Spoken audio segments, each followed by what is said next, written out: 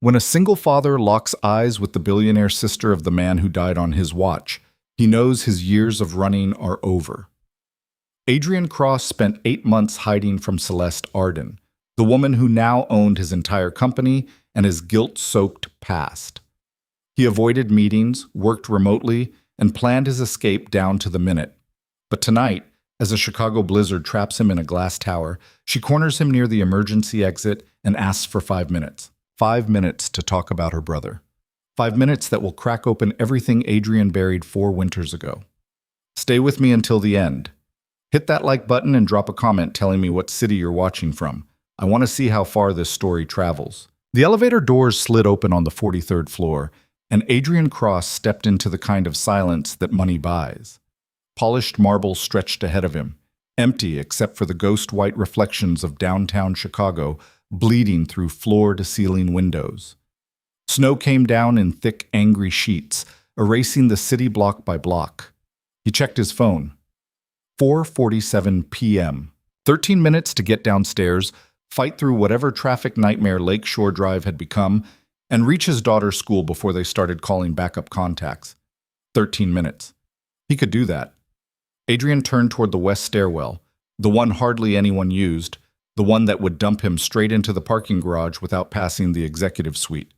His hand touched the door handle. "Adrian?" The voice came from behind him, quiet but sharp enough to stop him cold. He didn't turn around, didn't need to. He'd spent 8 months learning the acoustic fingerprint of that voice, cataloging which hallways carried it, which conference rooms she favored, what time she usually left for the day. Also, he could be somewhere else. "I'm late," Adrian said to the door. "My daughter." "I know about your daughter." Celeste Arden's heels clicked across marble, each step precise and unhurried. "I also know you've been avoiding me since July." Adrian's jaw tightened. He turned. She stood 15 feet away, backlit by the storm-white windows, wearing a charcoal suit that probably cost more than his car. Celeste Arden, 30 years old, owner and CEO of Meridian Solutions as of 8 months ago, when she'd bought the company outright with a fortune she'd inherited at 26.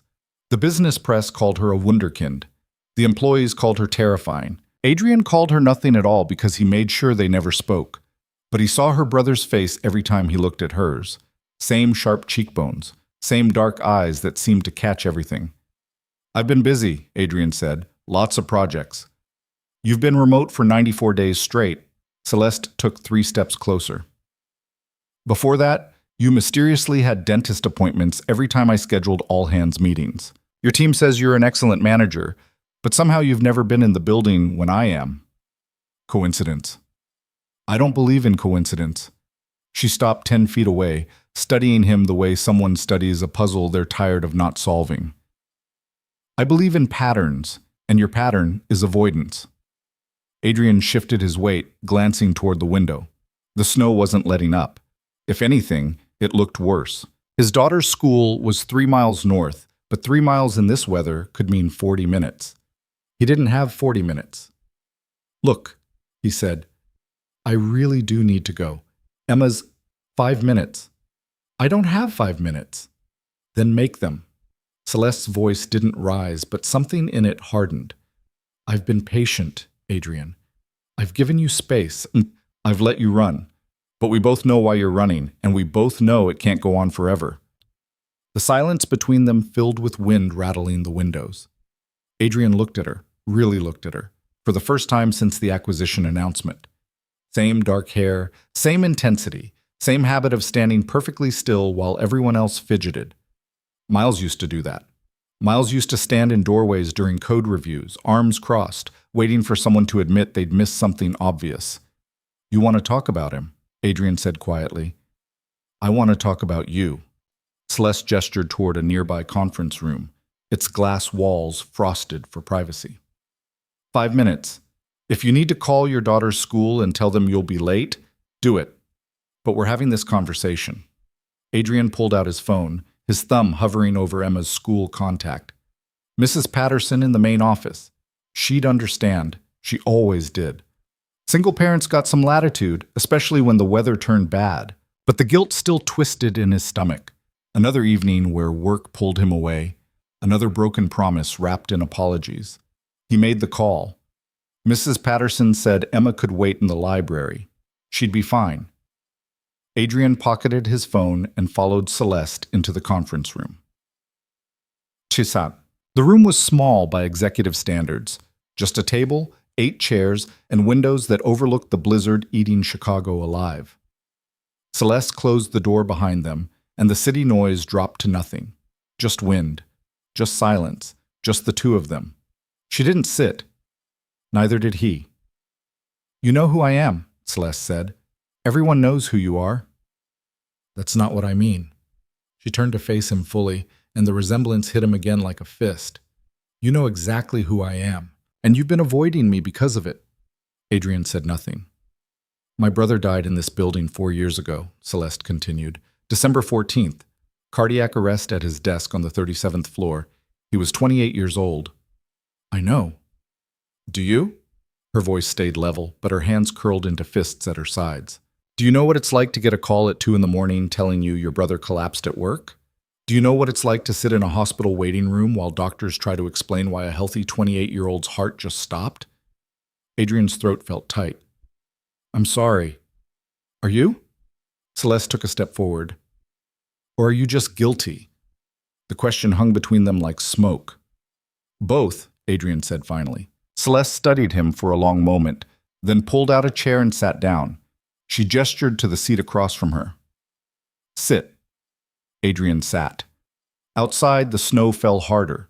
The city lights below started to blur into a white haze. "I bought this company for one reason," Celeste said. "I wanted to understand what killed my brother, not the medical explanation. I have that. I wanted to know what really happened, why he was here at midnight, why he pushed himself so hard, why nobody stopped him." Adrian's hands gripped the edge of the table. "It's complicated." "I've had 8 months to read through files," Celeste said. "I've seen the project records. I've talked to HR. I know Miles was working on the kinetic migration project. I know he was logging 80-hour weeks. I know he died 3 days before the deadline." She leaned forward. "What I don't know is why you approved all that overtime." There it was, the accusation he'd been waiting for. "You think I killed him," Adrian said. "I think you were his manager," Celeste replied. "I think you had the authority to tell him to go home." "I think you didn't." Adrian looked down at his hands. They were shaking. He pressed them flat against the table. "You're right," he said quietly. Celeste blinked. "What?" "You're right. I should have stopped him. I should have seen how bad it was getting. I should have—" Adrian's voice cracked. He stopped, swallowed, started again. "I should have done a lot of things differently." The wind howled against the windows. "Tell me," Celeste said. "Why?" Adrian looked up. "What difference does it make now?" "Because I need to know." Something raw flickered across her face. "I need to know if my brother died because someone didn't care, or because someone cared and failed anyway." Adrian closed his eyes. When he opened them, the storm outside had swallowed another 3 blocks. "The Kinetic project was a disaster from day one," Adrian began. "Corporate decided to migrate 15 years of customer data to a new platform in 6 months. Anyone with half a brain knew it couldn't be done. Not safely, not with our team size. But the client was paying triple rates, and the board wanted the revenue, so we got the green light." Celeste listened without interrupting. "I fought it," Adrian continued. "I told my boss we needed more people. I told him 6 months wasn't realistic. I told him we were going to burn people out." He laughed bitterly. "He told me to be a team player." "So you became a team player." "I tried to protect my team," Adrian said. "I pushed back on deadlines. I redistributed work. I told people to go home, but Miles—" He stopped, the name catching in his throat. Miles was different. How? He was brilliant, fastest developer I'd ever seen. He could solve problems in an hour that took other people days. And he was hungry. Adrian's voice dropped. His wife was pregnant with their second kid. They just bought a house. He needed the overtime pay, and Adrian stopped. "You let him have it," Celeste finished. "I thought he could handle it." The words tasted like ash. "He kept saying he was fine, kept volunteering for extra shifts. I thought I was helping him, helping his family." "You were his manager," Celeste said. "You should have known better." I know. You should have stopped him. I know. You should have. I know! Adrian's voice cracked through the room like thunder. He stood up so fast his chair scraped backward. You think I don't know? You think I haven't replayed that night 1,000 times? You think I don't see his face every time I close my eyes? Celeste didn't flinch. She just watched him. Adrian turned away, pressing his palms against the cold window glass. The city below was disappearing. Just white, just wind, just emptiness. I was here that night, he said quietly. December 14th. Working late on the same project. I saw Miles at his desk around 11. He looked exhausted. I told him to go home. He said he just needed another hour. Adrian's breath fogged the window. I went back to my office, got caught up in my own work. Around 1:30, I heard someone running in the hallway, shouting. I came out and his voice broke. He was on the floor. Someone was doing CPR. Paramedics came. They tried, but he was already gone. The silence stretched. I called his wife, Adrian whispered. Jessica. I had to tell her that her husband, that Miles. He couldn't finish. Celeste stood up and walked to the window beside him. They stood there together, two people separated by grief and guilt, watching the storm erase the world. After the funeral, Adrian said, I couldn't sleep, couldn't eat, couldn't look at my own daughter without thinking about Miles's kids growing up without a father. I started having panic attacks. My wife, he stopped. My wife tried to help, but I was drowning. I was working all the time trying to make up for it somehow, trying to prove I could fix what I'd broken. You can't fix death, Celeste said. I know, but I tried anyway. Adrian's reflection in the glass looked like a ghost. 6 months later, my wife left, took Emma with her, said I wasn't there anymore, not really, said I disappeared into my guilt. Celeste turned to look at him. What happened? Custody battle. I fought for Emma because she was the only thing I had left.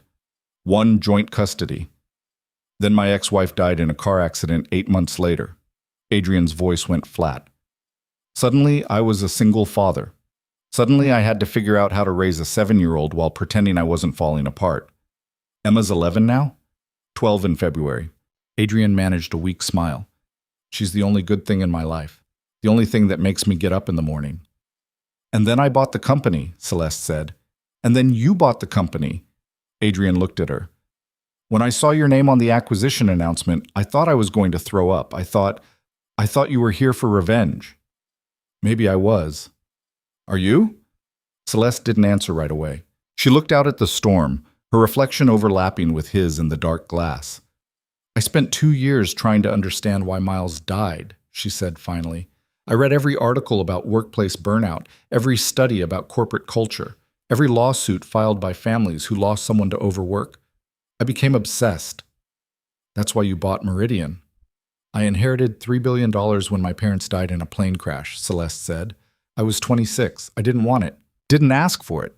But suddenly I had more money than I could ever spend, and everyone wanted something from me. Investment opportunities, charity requests, marriage proposals from men I'd never met. Her voice hardened. I didn't care about any of it. I only cared about one thing. Finding out what killed Miles. Finding out who killed Miles, Celeste corrected. I thought there had to be someone to blame. Some executive who pushed too hard. Some manager who didn't care. Someone I could point to and say, there. That's the person who destroyed my family. Adrian's stomach twisted. And you thought it was me. Celeste turned to face him fully. I did. For about 3 months. What changed? I read your personnel file. She pulled out her phone, scrolled, then handed it to him. December 8th, 6 days before Miles died. Do you remember this? Adrian looked at the screen. It was an email from him to his boss dated 11:47 p.m. Steven, this is the 3rd time I'm flagging this. The kinetic timeline is unsustainable. My team is averaging 70-plus-hour weeks. People are getting sick. Mistakes are compounding. We need either more staff or a deadline extension. I'm formally requesting intervention before someone gets seriously hurt. Adrian. He remembered. He remembered writing it in a cold sweat at midnight, his hands shaking with exhaustion and fear. He remembered hitting send and praying someone would listen. No one had. There are 17 emails like that, Celeste said, spread across 4 months. You documented everything. You warned them. You tried to stop it. Adrian handed back the phone. Didn't matter. Miles still died. Because the people above you ignored every warning. Celeste's voice turned sharp. Stephen Holloway, Patricia Chen, the entire executive team. They knew. They had documentation. They chose revenue over safety. They're all gone now, Adrian said. You fired most of them in your first month. I did. Celeste's expression was ice. But firing them didn't bring my brother back. It didn't answer the question that kept me awake at night. What question? Whether Miles would still be alive if one person, just one person, had cared enough to physically stop him from working himself to death. Celeste's voice cracked. Whether you could have saved him. Adrian felt something break inside his chest. I don't know. I've asked myself that same question every day for 4 years. I don't have an answer. I do? Adrian looked up sharply. Celeste pulled a manila folder from her bag and set it on the table between them. This is Miles's autopsy report. The full version, not the summary the company got. I had to get a court order to access it. Adrian stared at the folder like it might bite him. Open it, Celeste said. I don't... Open it. With shaking hands, Adrian opened the folder. Medical terminology swam across the page. Cause of death, cardiac arrest. Contributing factors, acute stress, exhaustion, dehydration. But then, highlighted in yellow near the bottom, previously undiagnosed hypertrophic cardiomyopathy. I don't understand, Adrian said. Miles had a genetic heart condition, Celeste said quietly. We didn't know. He didn't know. It's often asymptomatic until it's not. She took a shaky breath. The cardiologist explained it to me. People with this condition can live normal lives. They can even handle moderate stress. But extreme, prolonged stress, the kind that comes from working 80-hour weeks, significantly increases the risk of sudden cardiac arrest. Adrian's hands tightened on the folder. So the overtime was a contributing factor. Yes. Celeste's voice was steady, but tears tracked down her face. But you didn't kill him, Adrian. The overtime didn't kill him. A perfect storm killed him. Bad genetics, brutal deadlines, a company culture that rewarded self-destruction. She wiped her eyes angrily. You were just the person standing closest when the storm hit. The folder slipped from Adrian's hands. I spent 8 months looking for someone to hate, Celeste said. I wanted it to be you. It would have been so much easier if it was just you. One bad manager, one wrong decision. Fire him, fix the problem, move on. She laughed bitterly. But it wasn't you. It was the whole system. And systems are so much harder to fight. Adrian couldn't speak, couldn't breathe. The guilt he'd carried for 4 years felt like it was shifting, cracking, trying to reshape itself into something he didn't recognize. You're not a murderer, Celeste said. You're just a person who failed in a system designed to make people fail. That doesn't make it better. No, Celeste agreed, but it makes it true. They stood there in silence, 2 people bound together by loss, watching the storm rage beyond the glass. Why are you telling me this? Adrian asked finally. Celeste looked at him with something that might have been understanding or might have been exhaustion. Adrian couldn't tell. Because I need you to stop running, she said. I need you to stop hiding. I need you to help me fix this. Fix what? Meridian, the culture, the whole broken system that killed my brother and destroyed you. Celeste's voice gained strength. I didn't buy this company just to fire people and make money. I bought it to burn the old way down and build something better. But I can't do it alone. I'm just a project manager. You're a project manager who documented everything, who fought back, who tried to protect his team even when the executives wouldn't listen. Celeste stepped closer. You're also the only person in this building who understands what actually killed Miles. Not the medical explanation, the human one. Adrian shook his head. I can't. I'm barely holding my life together as it is. I have Emma. I know about Emma, Celeste interrupted. I know you leave at 5 every day to pick her up. I know you take Fridays off to volunteer at her school. I know you turned down 2 promotions because they would have required travel. She paused. I'm not asking you to sacrifice your daughter. I'm asking you to help me make sure no other kid loses a parent the way mine lost Miles. The words hit like a punch. Adrian turned back to the window. The storm was still going, still erasing the city piece by piece, but something about it looked different now, less like an ending and more like a clearing. "What do you want from me?" he asked. "The truth," Celeste said. "All of it. Not the version you tell yourself to sleep at night. Not the version shaped by guilt. The actual, complete truth about what happened during Kinetic. What went wrong, who knew, who ignored it, everything." "Why?" "Because I'm about to go to war with my own board," Celeste said. "I'm going to propose structural changes that will cost money and slow down timelines and make executives uncomfortable. They're going to fight me. I need ammunition." Adrian turned to look at her. "You want me to testify against the company?" "I want you to testify for Miles," Celeste corrected. "For every person who's ever been worked to the breaking point, for every family that's lost someone to a deadline." Her eyes blazed. "I want you to help me make sure it never happens again." Adrian's phone buzzed. A text from Mrs. Patterson. "Emma's doing fine, reading in the library. No rush." He looked at the message for a long time. "I have data," he said quietly. Celeste went still. "What kind of data?" "After Miles died, I couldn't let it go. I started tracking everything. Overtime hours, sick days, error rates, employee turnover. I built a database showing the correlation between overwork and, well, everything bad. Mistakes, accidents, health issues, resignations." Adrian met her eyes. "I've been collecting it for 4 years, quietly, on my own time." "Why?" "Because someone needed to." Adrian's voice was raw. "Because if I could prove that killing people for deadlines was also bad for business, maybe someone would listen." Celeste stared at him like he'd grown a second head. "You've been doing this alone for 4 years?" "I didn't know what else to do with the guilt." Something shifted in Celeste's expression. Recognition, maybe. Or respect. "Show me." "Now?" "Now." Adrian checked his phone again. Emma was safe. The storm wasn't letting up anyway. He pulled out his laptop. For the next hour, they sat together at the conference table while Adrian walked Celeste through 4 years of data.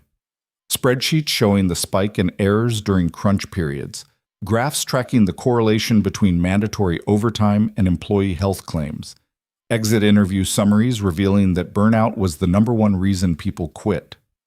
Celeste absorbed it all in silence, her expression growing darker with each chart. "This is extraordinary," she said finally. "It's depressing." "It's both." Celeste scrolled through another spreadsheet. "You have everything. You have proof that the old way wasn't just cruel, it was ineffective. It cost the company money, talent, and reputation." "I know. So why didn't you ever show this to anyone?" Adrian closed the laptop. "Who would have listened? Stephen? Patricia? The board?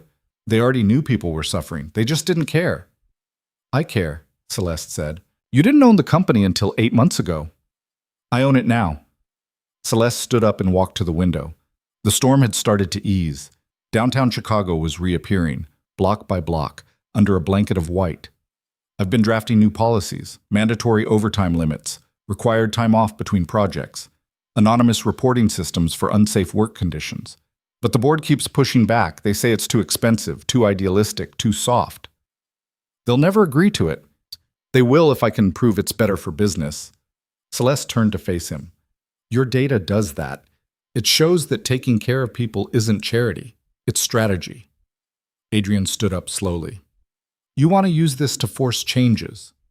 "I want to use this to save lives," Celeste corrected, "starting with the people still working here."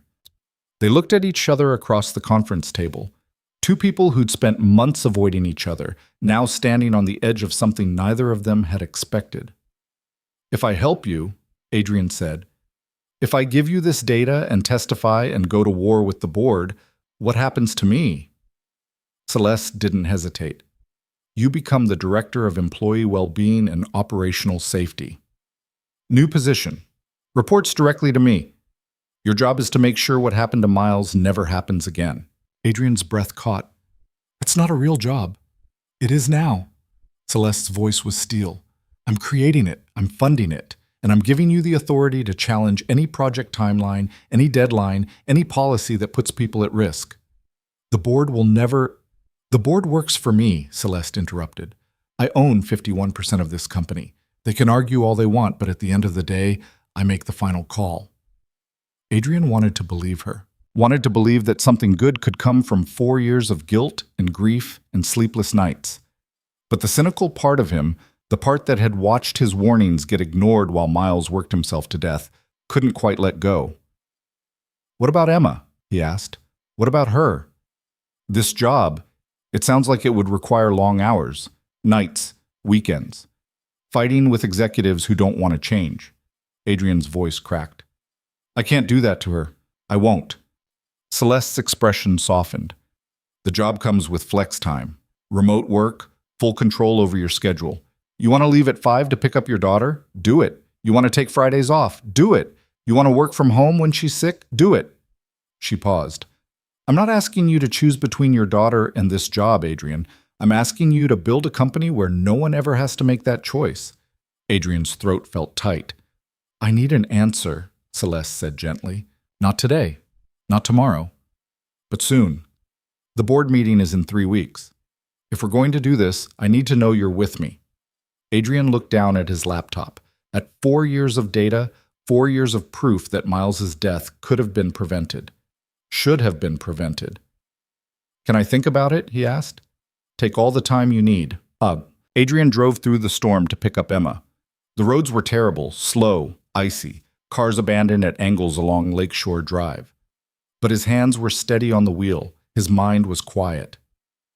Emma was waiting in the library when he arrived, curled up in a beanbag chair with a book about dragons. She looked up when he walked in, and her whole face brightened.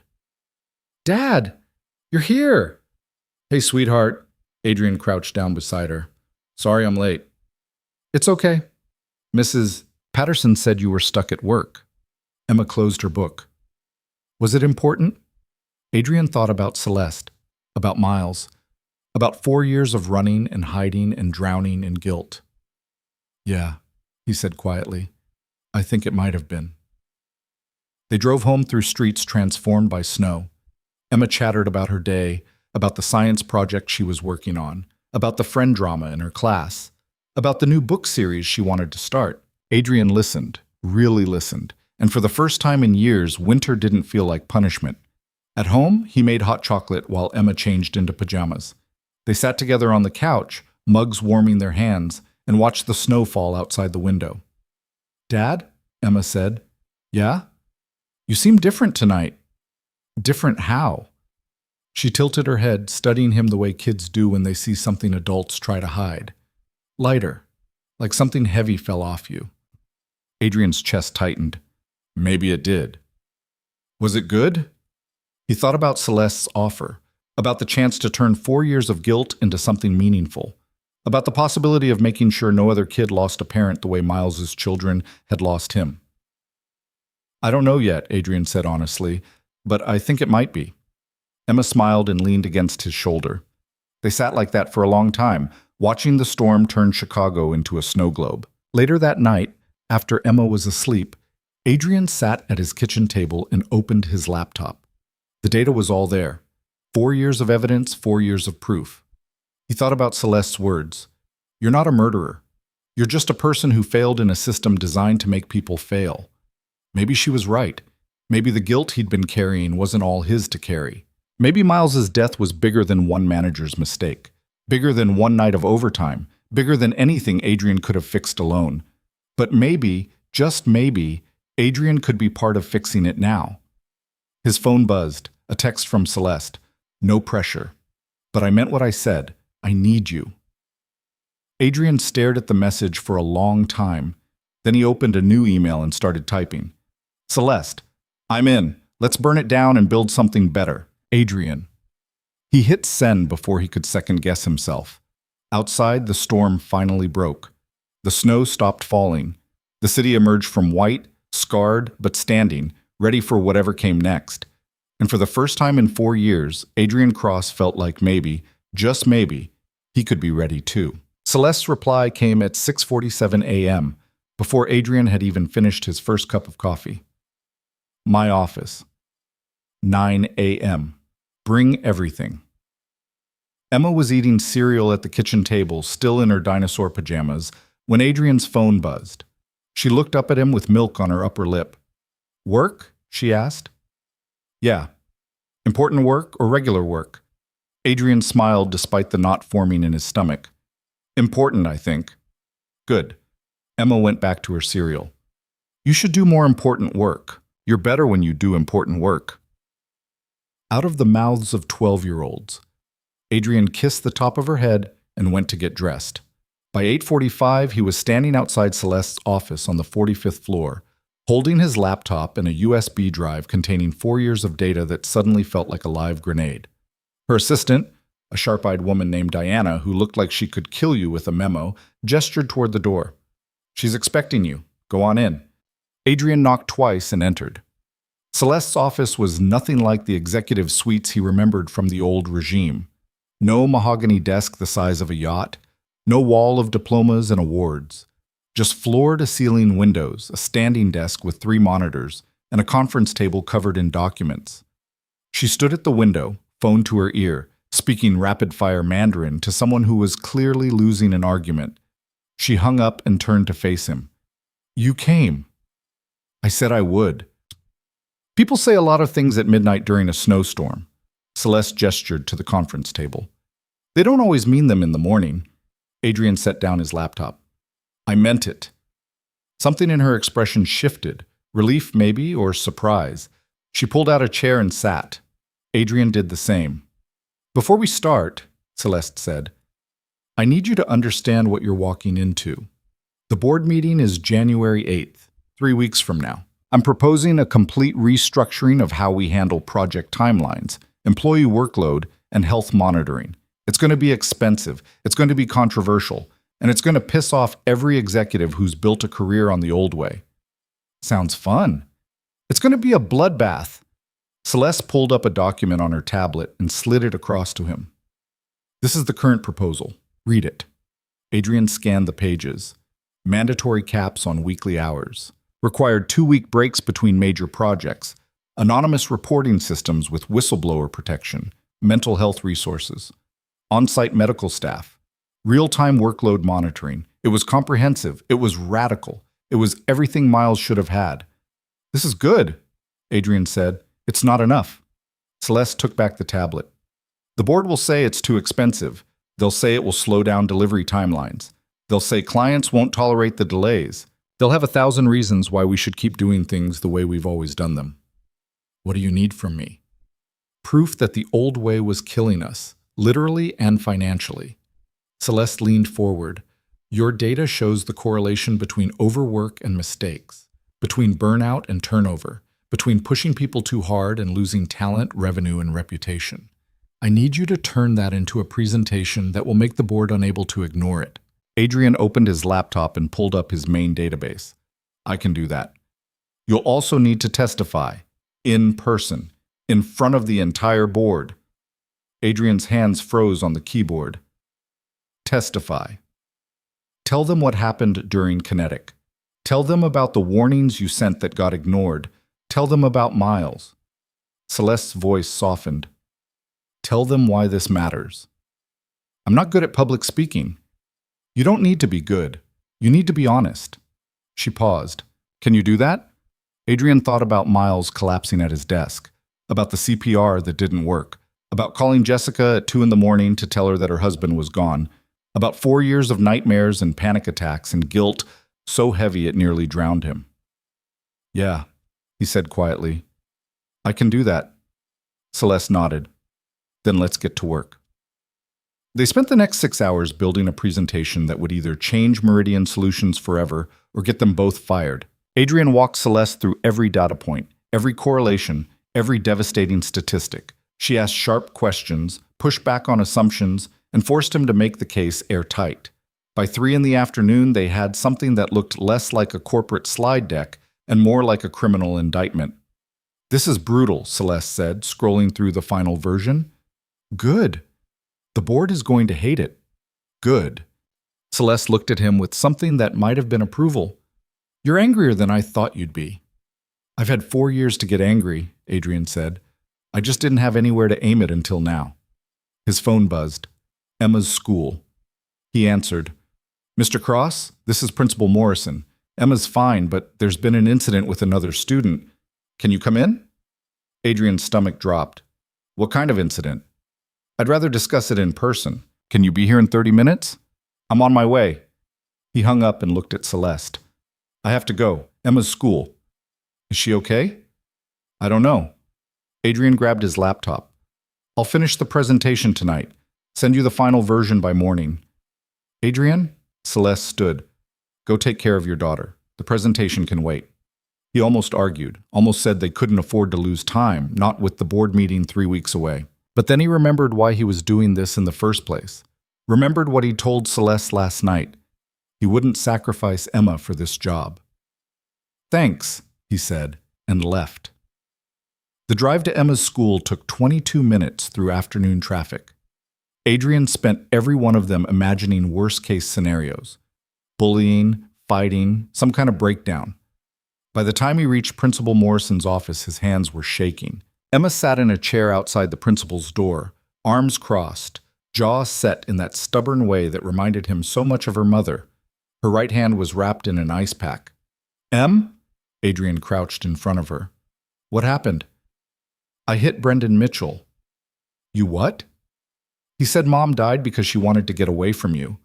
Emma's voice was flat, but her eyes were bright with unshed tears. So I punched him.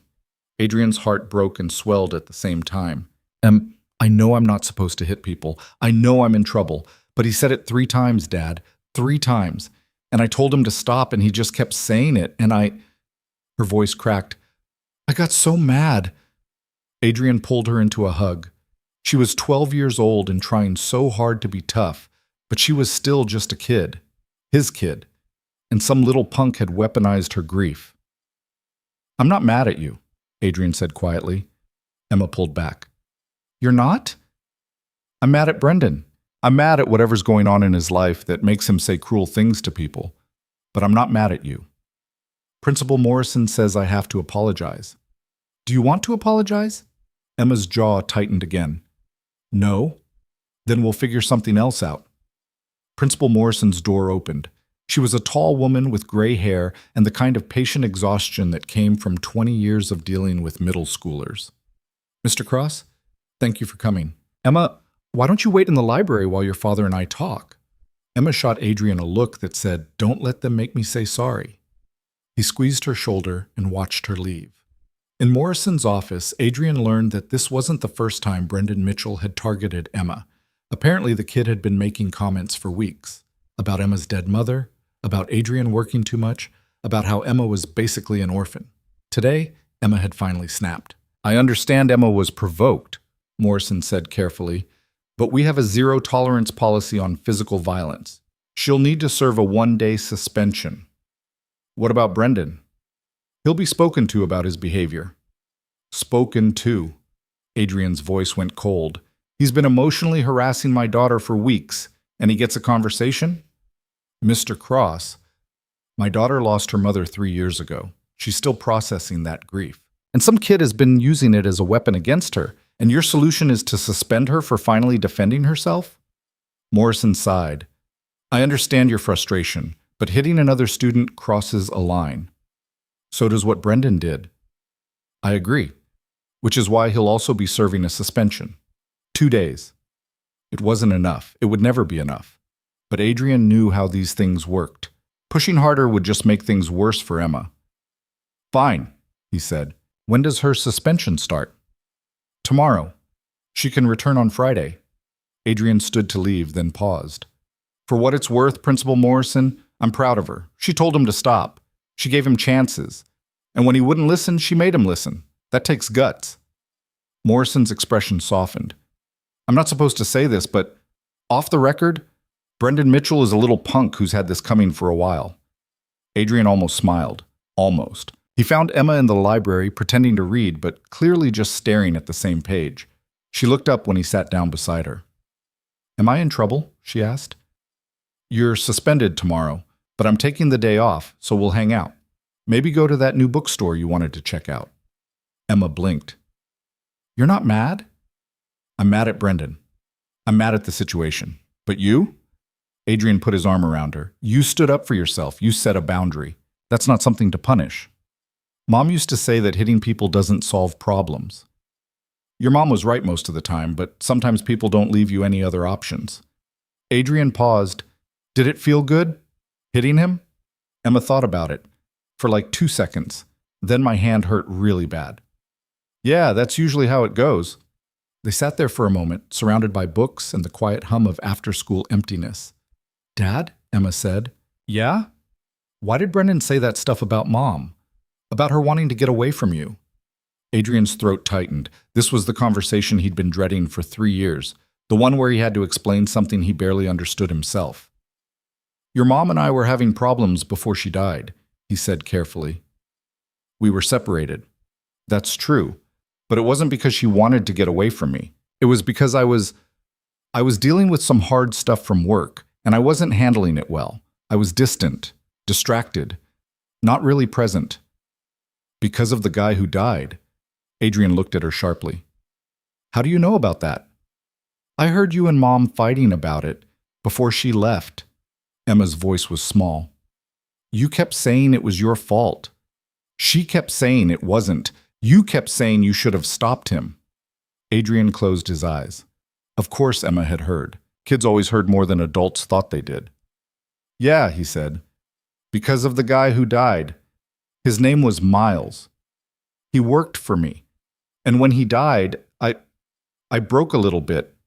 I couldn't let it go. Couldn't move past it. And that hurt your mom. Hurt you. Hurt everyone. Is that why you've been so different lately? What do you mean? You seem less broken now, Emma said, like whatever was stuck inside you finally came loose.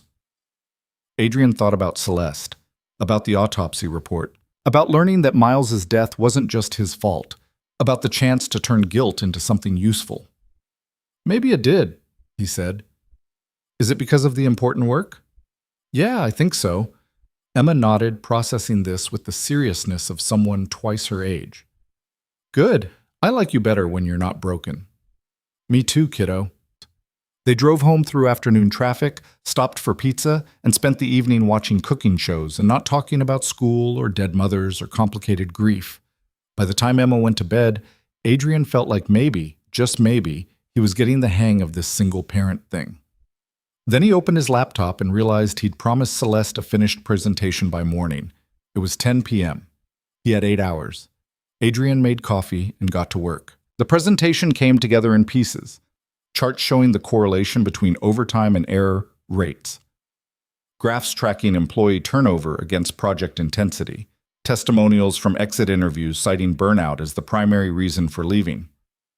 Financial analysis showing that the cost of replacing experienced employees far exceeded the cost of treating them well in the first place. By 2 a.m., Adrian had a 40-slide deck that laid out the case with brutal clarity. The old way was killing people and destroying the company from the inside out. But it was missing something. It had data, it had analysis, it had financial projections. What it didn't have was the human cost, the names, the faces, the stories of people who'd been chewed up and spit out by a system that valued speed over safety. Adrian created a new slide. At the top, in simple text, Miles Arden, age 28, cardiac arrest. December 14th, 2021. Below that, a photo. Miles at a company barbecue, grinning at the camera with a beer in one hand and his wife Jessica leaning against his shoulder. Happy. Alive. Gone. Adrian stared at the photo for a long time. Then he added more slides, more names, more faces. 3 other employees who'd left Meridian citing health issues directly linked to overwork. 2 who'd had nervous breakdowns during crunch periods. 1 who'd attempted suicide after a project went catastrophically wrong. These weren't just statistics, they were people, and they deserved to be seen. By 4 a.m., Adrian had a presentation that would either change everything or get him escorted out of the building by security. He sent it to Celeste with a simple message. Here's the truth, all of it. Then he fell into bed and dreamed of nothing. Celeste's response came at 6:30 a.m. This is perfect and terrifying. Board meeting moved up to January 3rd. They want to discuss concerns about proposed policy changes. Translation, they're trying to kill it before it gets traction. We have 2 weeks. Can you be ready? Adrian stared at his phone. 2 weeks instead of 3.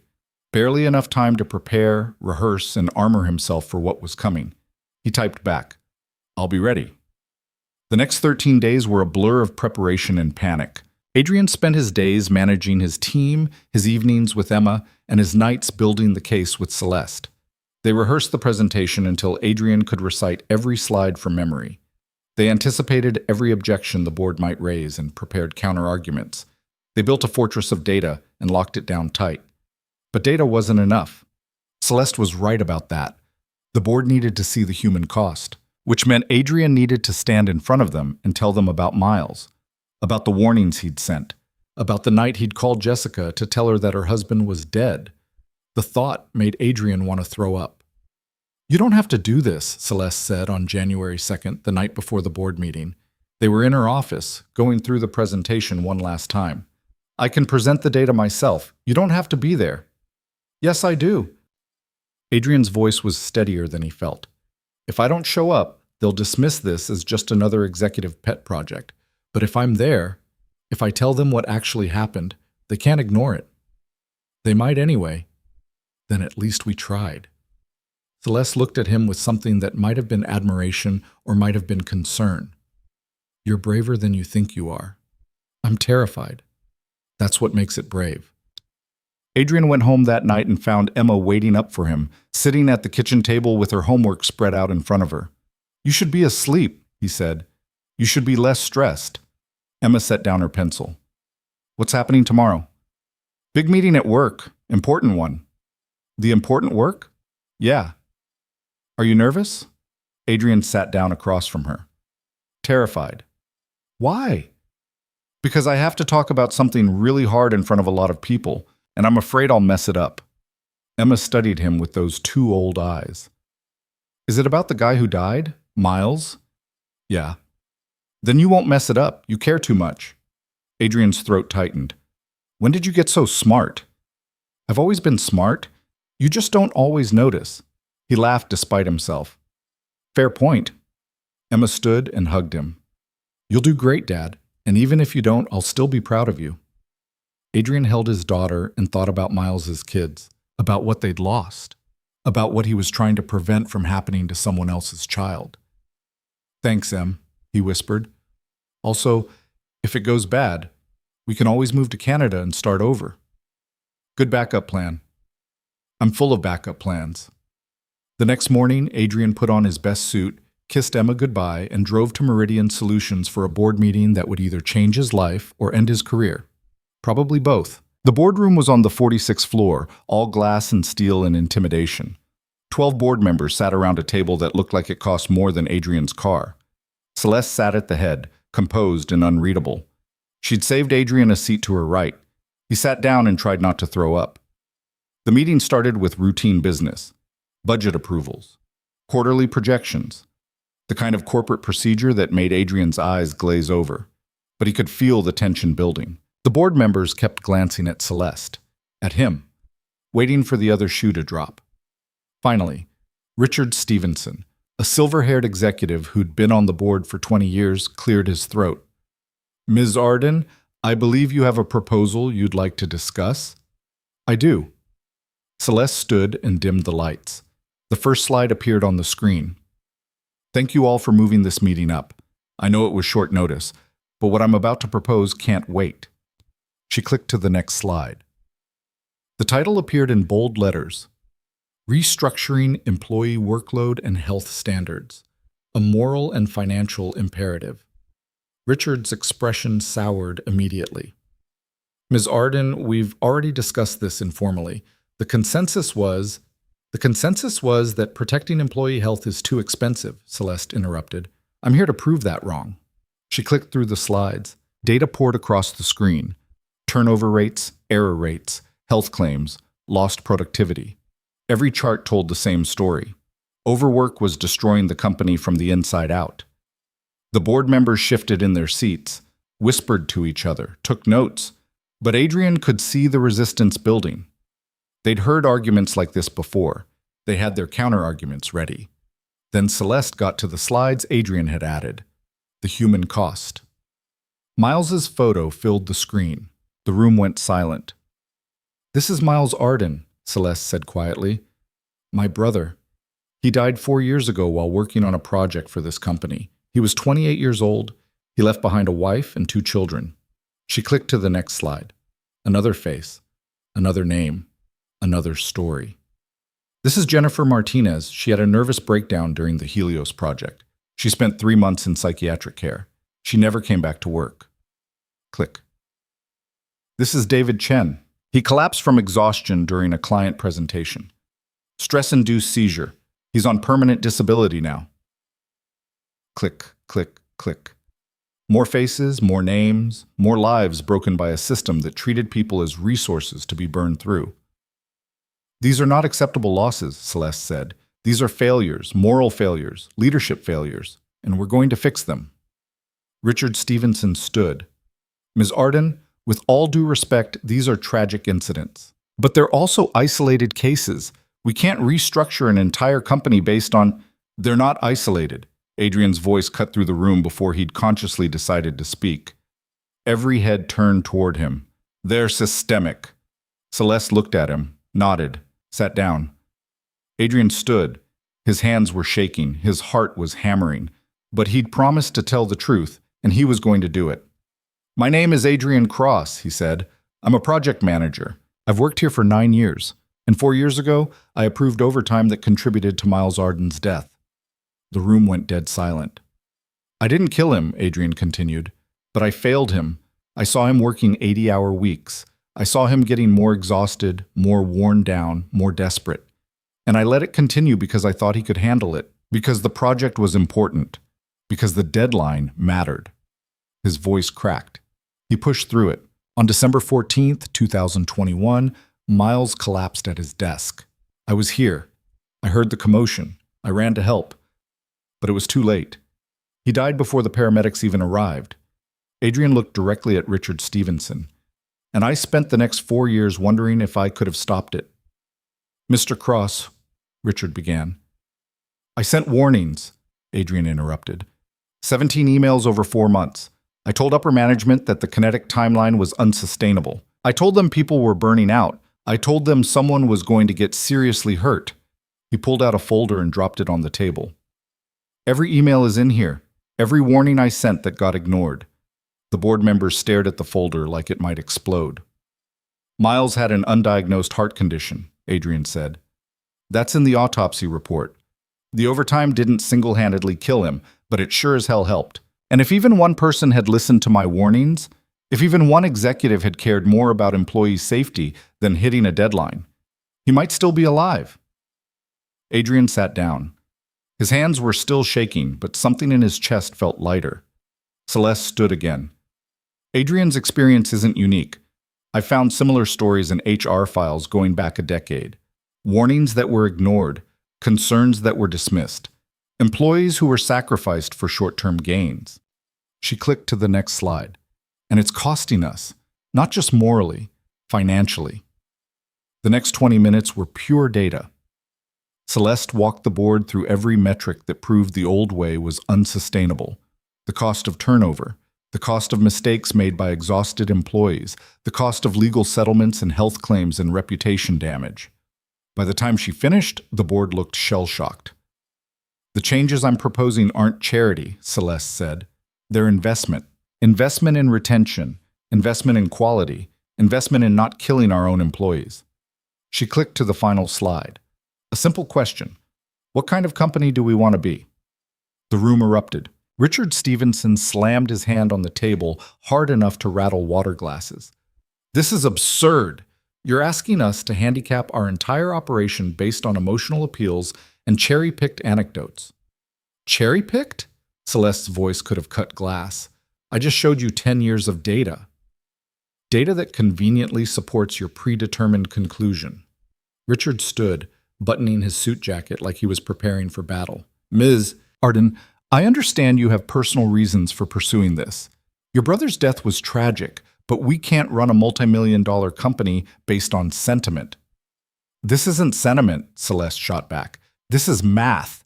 We lose an average of 43 employees per year to burnout-related turnover. Replacing each one costs approximately 1.5 times their annual salary. That's $8.2 million annually. The reforms I'm proposing cost $6 million to implement and $2 million per year to maintain. We save money starting in year 2. A woman at the far end of the table, Margaret Chen, the CFO, leaned forward. Those numbers assume the turnover is actually caused by burnout. How do we know people aren't leaving for better opportunities? Adrian opened his mouth to respond, but Celeste beat him to it. Because we asked them. She clicked to a new slide. Exit interview data filled the screen. 71% of departing employees cited workload and stress as primary factors.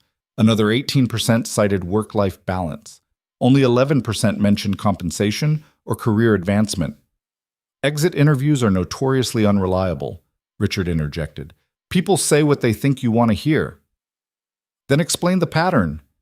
Celeste's finger jabbed toward the screen. Turnover spikes correlate directly with major project deadlines. Q4 2022, we lost 12 people in the month following the Artemis launch. Q2 2023, 9 people quit after the Cascade migration. These aren't coincidences, they're casualties. Of competitive projects with tight timelines, Richard countered. Welcome to the tech industry. If people can't handle the pressure, maybe they're in the wrong field.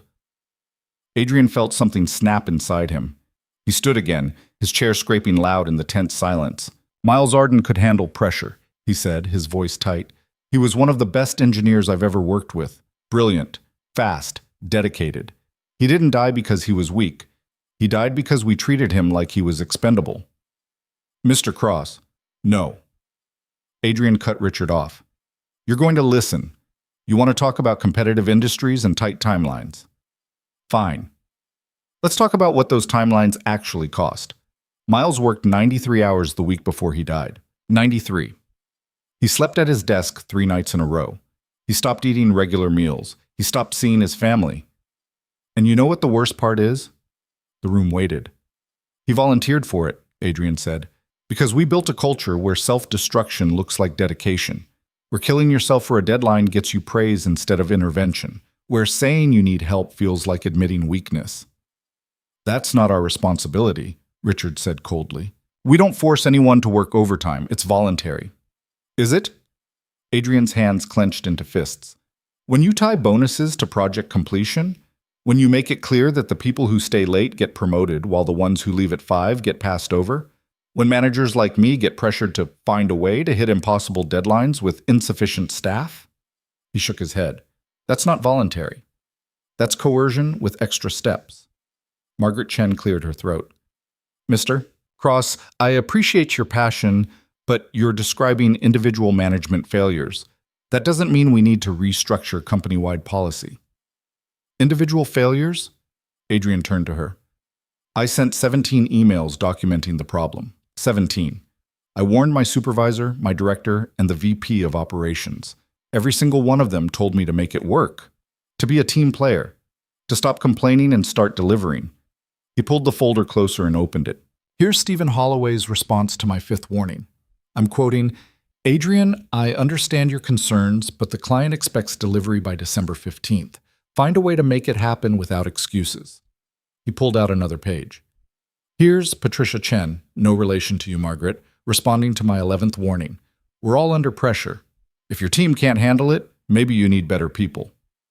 Adrian's voice hardened. I had the best people. They were being destroyed by a system that valued speed over survival.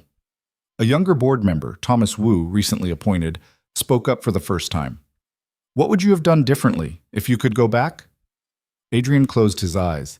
He'd asked himself that question 10,000 times. I would have refused, he said quietly. I would have stood in Stephen Holloway's office and told him the timeline was impossible and that I wouldn't sacrifice my team for it. I would have escalated to HR, to legal, to anyone who would listen. And if nobody listened, he opened his eyes. I would have quit, because staying and watching Miles kill himself was worse than any career consequence. That's easy to say in hindsight, Richard said. You're right. It is. Adrian looked directly at him. But we're not in hindsight anymore. We're here. Now. With the chance to make sure nobody else has to make that choice. And you're fighting it because it might slow down your profit margins. Richard's face flushed red. This company exists to make money, Mr. Cross. Without profit, there are no jobs, no benefits, no paychecks for any of us. Without employees, there's no company, Celeste interjected. And right now, we're hemorrhaging talent because people are terrified of becoming the next Miles Arden. That's dramatic, Margaret said. Is it? Celeste clicked to a new slide. Anonymous employee survey results. We conducted a confidential survey last month. 82% of current employees report feeling overworked.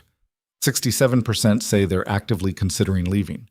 41% describe their stress levels as unsustainable. She paused. These aren't dramatic outliers. This is the majority of our workforce telling us they're drowning. Thomas Wu leaned back in his chair, studying the data. What's the retention rate in companies with similar policies to what you're proposing? Celeste was ready. Salesforce implemented mandatory time-off policies and workload caps in 2019. Their retention rate improved by 23% over 3 years. Microsoft introduced wellness programs and flex scheduling in 2020. Turnover dropped 18%. Google's been doing variations of this for over a decade, and they consistently rank as one of the best places to work in tech. So, Google has infinite money, Richard muttered. So do we, Celeste said flatly. We posted $47 million in profit last quarter. We can afford to treat people like humans instead of machines. The argument went in circles for another 20 minutes. Richard and 2 of his allies kept hammering on cost and feasibility. Margaret Chen asked pointed questions about implementation timelines and metrics. Thomas Wu stayed mostly quiet, taking notes. The rest of the board seemed split, some nodding along with Celeste's points, others looking deeply uncomfortable with the whole conversation. Finally, Celeste called for a vote. All in favor of moving forward with the employee well-being and operational safety proposal? 6 hands went up. Celeste, Thomas Wu. 3 others Adrian didn't know well. Opposed? 5 hands. Richard Stevenson, Margaret Chen. 3 more. 6-5. The proposal passed by a single vote. Richard stood immediately. I'm calling for a formal review of this decision. The board has the right to vote, Celeste said calmly. And the vote just happened. The proposal passes. You're making a mistake. Maybe. But it's my mistake to make. Celeste's voice was steel wrapped in silk. I own 51% of this company, Richard. You serve at my pleasure. If you can't support this decision, I'll accept your resignation. The room went dead silent. Richard's jaw worked like he was chewing glass. You're going to regret this. I already regret not doing it sooner. Richard grabbed his briefcase and walked out. 2 of his allies followed. The door slammed behind them with a sound like a gunshot. Celeste waited until the echoes faded. Then she turned to the remaining board members. Anyone else want to resign? Nobody moved. Good. Margaret, I need you to work with Adrian on implementation budgets. Thomas, you'll help with timeline coordination. The rest of you, I expect full support as we roll this out. Any questions? Margaret Chen raised her hand slowly. Just one. What happens if this doesn't work? If we implement all these changes and turnover doesn't improve? Celeste met her eyes.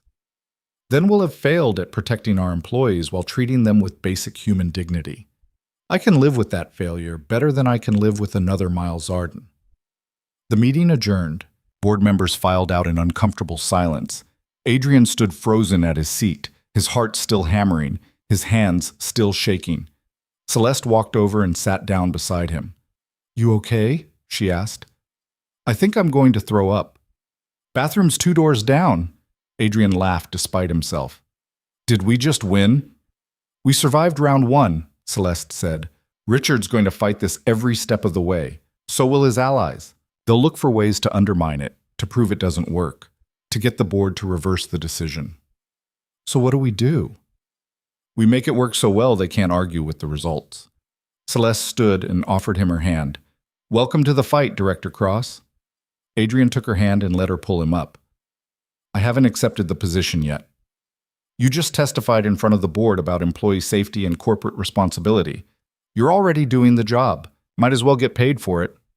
When do I start? Now. Celeste handed him a folder. Here's your offer letter. Review it. Sign it if you're in.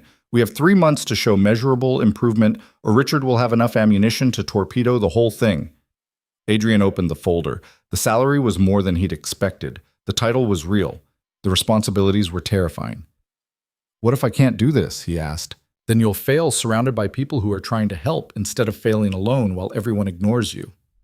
Celeste's expression softened.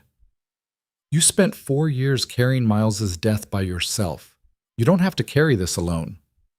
Adrian thought about Emma, about the conversation they'd had the night before, about her saying he seemed less broken. I need to call my daughter, he said. Go. Adrian stepped out into the hallway and dialed. Emma picked up on the second ring. Dad? How'd it go? It went. Adrian leaned against the wall, suddenly exhausted. We won, I think. You think? It's complicated, but the proposal passed. The changes are happening. That's good, right? Yeah, it's good. Adrian closed his eyes. I need to tell you something. They offered me a new job, a bigger one. It's going to mean some late nights and some stress and some... Is it the important work? Emma interrupted. Yes. Then take it. And just like that?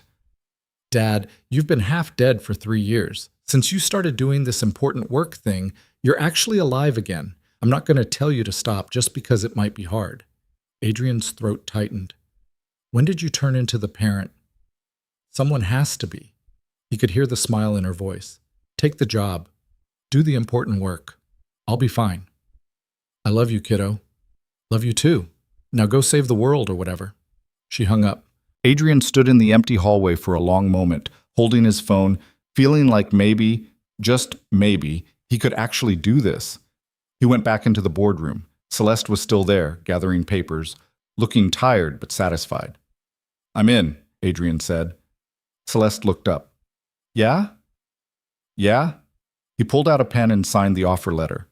Let's burn it down and build something better. That's the spirit. Celeste took the signed letter and tucked it into her bag. First item on your agenda. We need to build a real-time workload monitoring system, something that flags when people are heading toward burnout before they collapse. How do we do that? I have no idea. That's why I'm paying you. She smiled. But we'll figure it out. Together. They spent the next 2 hours mapping out an implementation plan. Mandatory weekly hour caps. No more than 50 hours per week except in genuine emergencies. And emergencies had to be approved by Adrian personally. Required breaks between major projects. Minimum 2 weeks of reduced workload after any deadline-driven crunch. Anonymous reporting systems where employees could flag unsafe conditions without fear of retaliation. On-site mental health resources, including counselors and stress management programs. It was ambitious. It was expensive. It was necessary. We'll need to pilot it, Celeste said. Pick a team, implement the changes, track the results. If it works, we roll it out company-wide. Which team? Celeste looked at him. Yours. Adrian blinked. My team? You're the one who's been documenting everything. You know what the problems are. You know what solutions might work, and your team trusts you. She paused. Plus, if it fails, better to fail small and adjust than to blow up the entire company. Wow. Inspirational. I'm a realist. Celeste started packing up her laptop. Talk to your team, explain what we're doing, get their input. They'll know better than anyone what actually needs to change. Adrian thought about his team. 7 people, all of them good at their jobs, all of them exhausted. He'd spent 4 years trying to protect them within a broken system. Now he had the chance to fix the system itself. Okay, he said. I'll talk to them tomorrow. Good. Celeste headed for the door, then paused. Adrian? Yeah? Thank you for testifying, for being honest, for... She stopped, searching for words. For caring about my brother even after he was gone.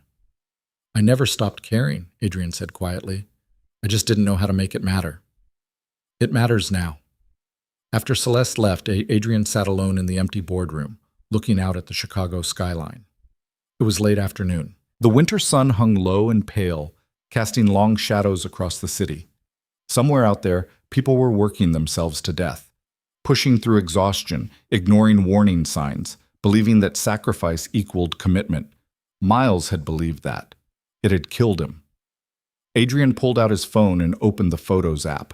He scrolled back 4 years until he found it. A picture from the company holiday party, December 2021. Miles and his wife Jessica, both of them laughing at something off camera. Miles looked tired even then, dark circles under his eyes, but happy. Present. Alive. 2 weeks after that photo was taken, he was dead. Adrian stared at the picture for a long time. Then he did something he hadn't been able to do in 4 years. He didn't look away, didn't close the app, didn't let the guilt swallow him whole. Instead, he looked at Miles's face and made a promise. "I'm going to fix this," Adrian said to the empty room. "I'm going to make sure it never happens again. I don't know if that makes up for failing you, but it's all I've got." The photo didn't answer. The room stayed silent. But something in Adrian's chest felt lighter. He closed the photo, grabbed his coat, and went to pick up his daughter. That night, after Emma was asleep, Adrian sat at his kitchen table with a blank document open on his laptop. The cursor blinked at him, waiting.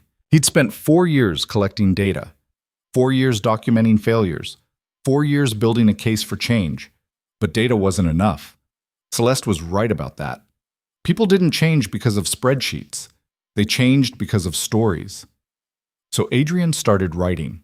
He wrote about Miles, about the brilliant engineer who'd worked 93 hours in his final week, about the warnings Adrian had sent that nobody heeded, about standing in a hospital corridor at 3 a.m, trying to find words to tell a young widow that her husband was gone. He wrote about the others, Jennifer Martinez, whose breakdown happened during a video call with a client, David Chen, who'd collapsed mid-presentation and never fully recovered, Sophia Park, who'd quit after developing stress-induced migraines that made her vomit every morning before work. He wrote about the system that had created these casualties, the culture that rewarded burnout, the executives who valued deadlines over dignity, the quiet violence of expecting people to sacrifice their health, their families, their lives for quarterly profits. And he wrote about what needed to change. By 2 a.m., Adrian had 15 pages. It wasn't polished, it wasn't perfect, but it was true. He sent it to Celeste with a simple subject line, "The human cost." Her response came 3 minutes later. "This is what we needed. Can I share it with the team leads?" Adrian hesitated. Once he sent this out, there was no taking it back. People would know, would see the guilt he'd been carrying, would understand the depth of his failure. But maybe that was the point. Maybe change required vulnerability, required admitting that you'd been part of the problem before you could be part of the solution. "Yes," he typed back. "Share it." The next morning, Adrian called a meeting with his team. They gathered in a small conference room on the 37th floor, the same floor where Miles had died.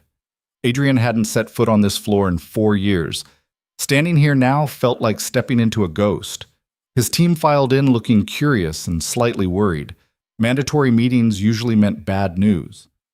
Sarah Kim, his senior developer, sat down and immediately asked, "Are we getting fired?" "No," Adrian said. "The opposite, actually." He spent the next hour explaining everything, the board meeting, the proposal, the new policies, his new role, and the fact that they were going to be the pilot team for all of it. "So we're guinea pigs," Marcus Thompson said flatly. "Yes," Adrian admitted, "but guinea pigs with actual protection, no more than 50 hours per week. Required breaks between crunch periods, real support instead of platitudes about work-life balance." "What's the catch?" Sarah asked.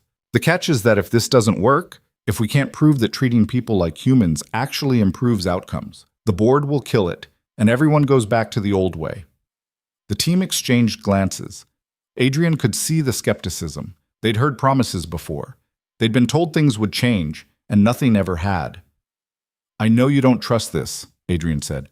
"I wouldn't either, but I'm asking you to try. For 3 months. And if it's bullshit, if it's just corporate theater, you can all quit and I'll write you glowing references." "Why do you care so much?" asked Jennifer Wu, one of his junior developers. "No offense, but most managers talk about work-life balance and then pile on overtime anyway."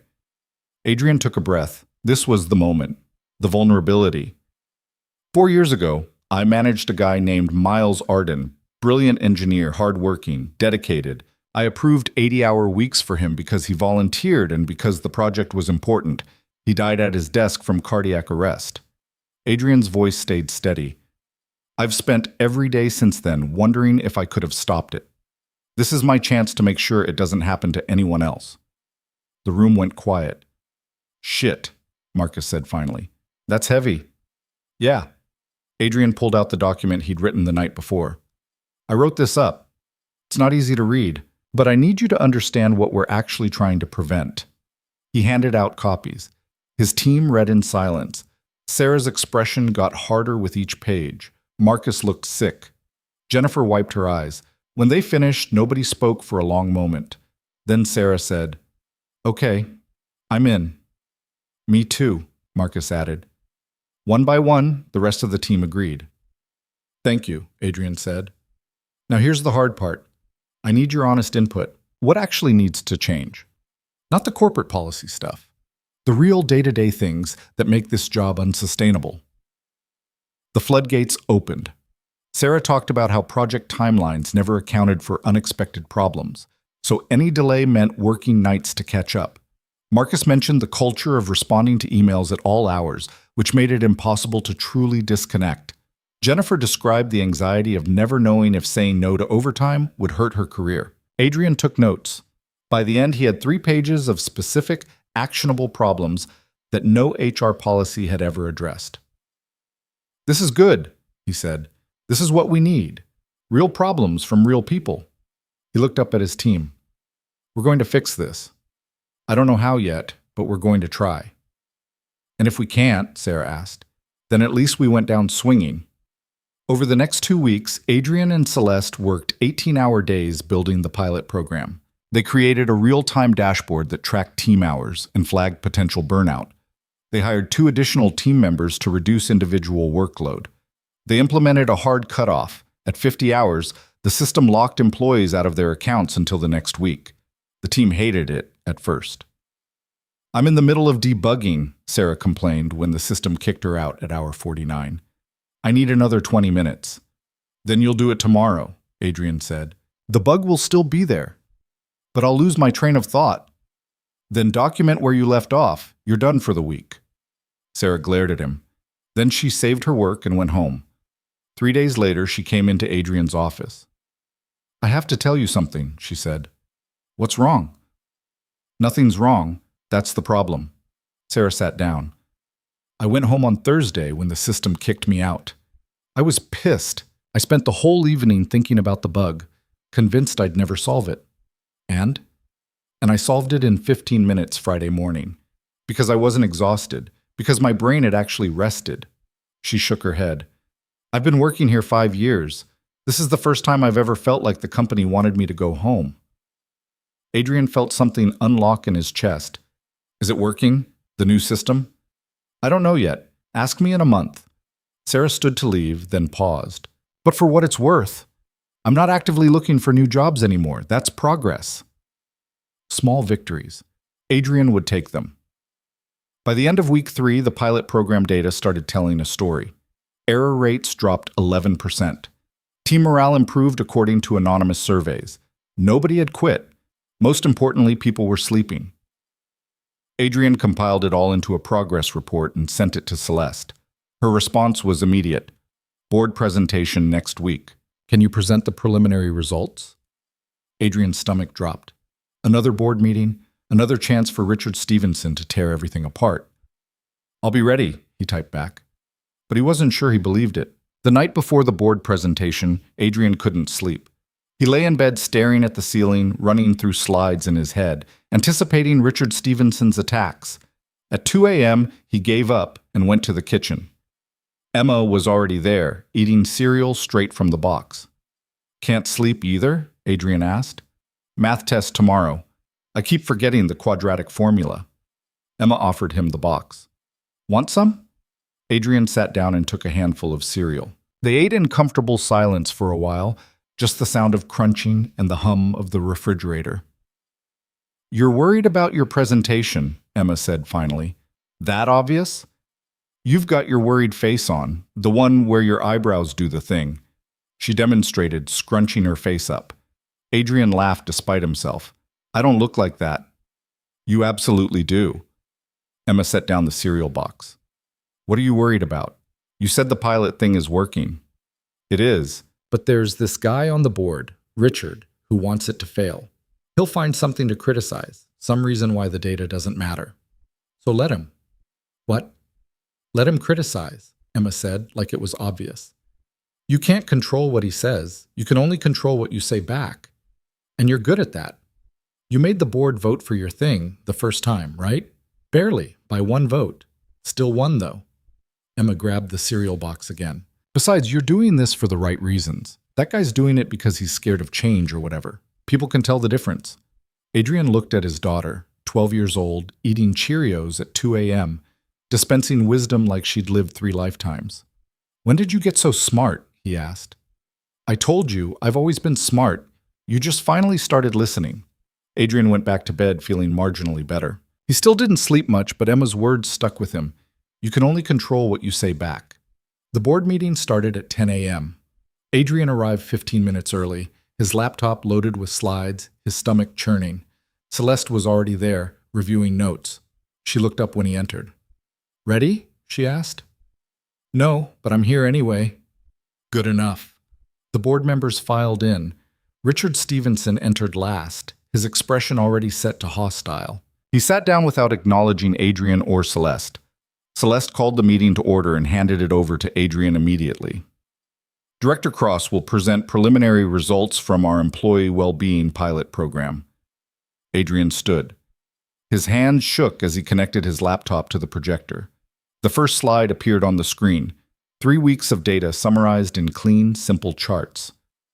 Thank you for having me, Adrian began. 3 weeks ago, we implemented the new workload policies with my team as the pilot group, 7 employees total. Here's what we've learned so far. He clicked to the next slide. Hours worked per employee, tracked daily. The first week showed everyone hitting the 50-hour cap. The second week, most people came in under 45. The third week, the average dropped to 42. People are working less, Adrian said. Not because we're forcing them to stop, but because they're more efficient when they're not exhausted. Tasks that used to take 6 hours are getting done in 4. That's 3 weeks of data, Richard interrupted. Hardly conclusive. You're right. It's preliminary, but the trend is clear. Adrian clicked to the next slide. Error rates. Bug reports have dropped 11%. Code reviews are catching more issues because people are alert enough to notice them. Client deliverables are going out with fewer mistakes. Margaret Chen leaned forward. What about project timelines? Are you hitting deadlines? We haven't had any major deadlines in the 3-week window, Adrian admitted, but we did have 2 smaller deliverables. Both were completed on time. One was actually 2 days early. 2 small deliverables, Richard said dismissively. What happens when you have a real deadline? A client breathing down your neck? A contract on the line? Then we'll handle it the same way we always have, Adrian said. With planning, with teamwork, and with realistic timelines that don't require people to destroy themselves. And if that's not enough? Adrian met Richard's eyes. Then we tell the client the truth. That we can deliver quality work on a sustainable timeline, or we can deliver rushed work that might fall apart in 6 months. Their choice. Richard laughed. That's naive. Clients don't care about our internal struggles, they care about results. They care about quality, Celeste interjected. And quality suffers when people are running on empty. We've lost 3 major clients in the past 2 years because of errors that slipped through during crunch periods. The Helios migration? Catastrophic data loss because an exhausted engineer forgot to run a backup script. Cost us the client and nearly cost us a lawsuit. That was an isolated incident, Richard said. It was preventable, Celeste shot back. Just like Miles's death was preventable. Just like Jennifer Martinez's breakdown was preventable. We keep calling these things isolated incidents, but they're not. They're symptoms of the same disease. Thomas Wu spoke up. What about morale? Have you measured that? Adrian clicked to the next slide. Anonymous survey results. We ran a quick survey at the end of week 3.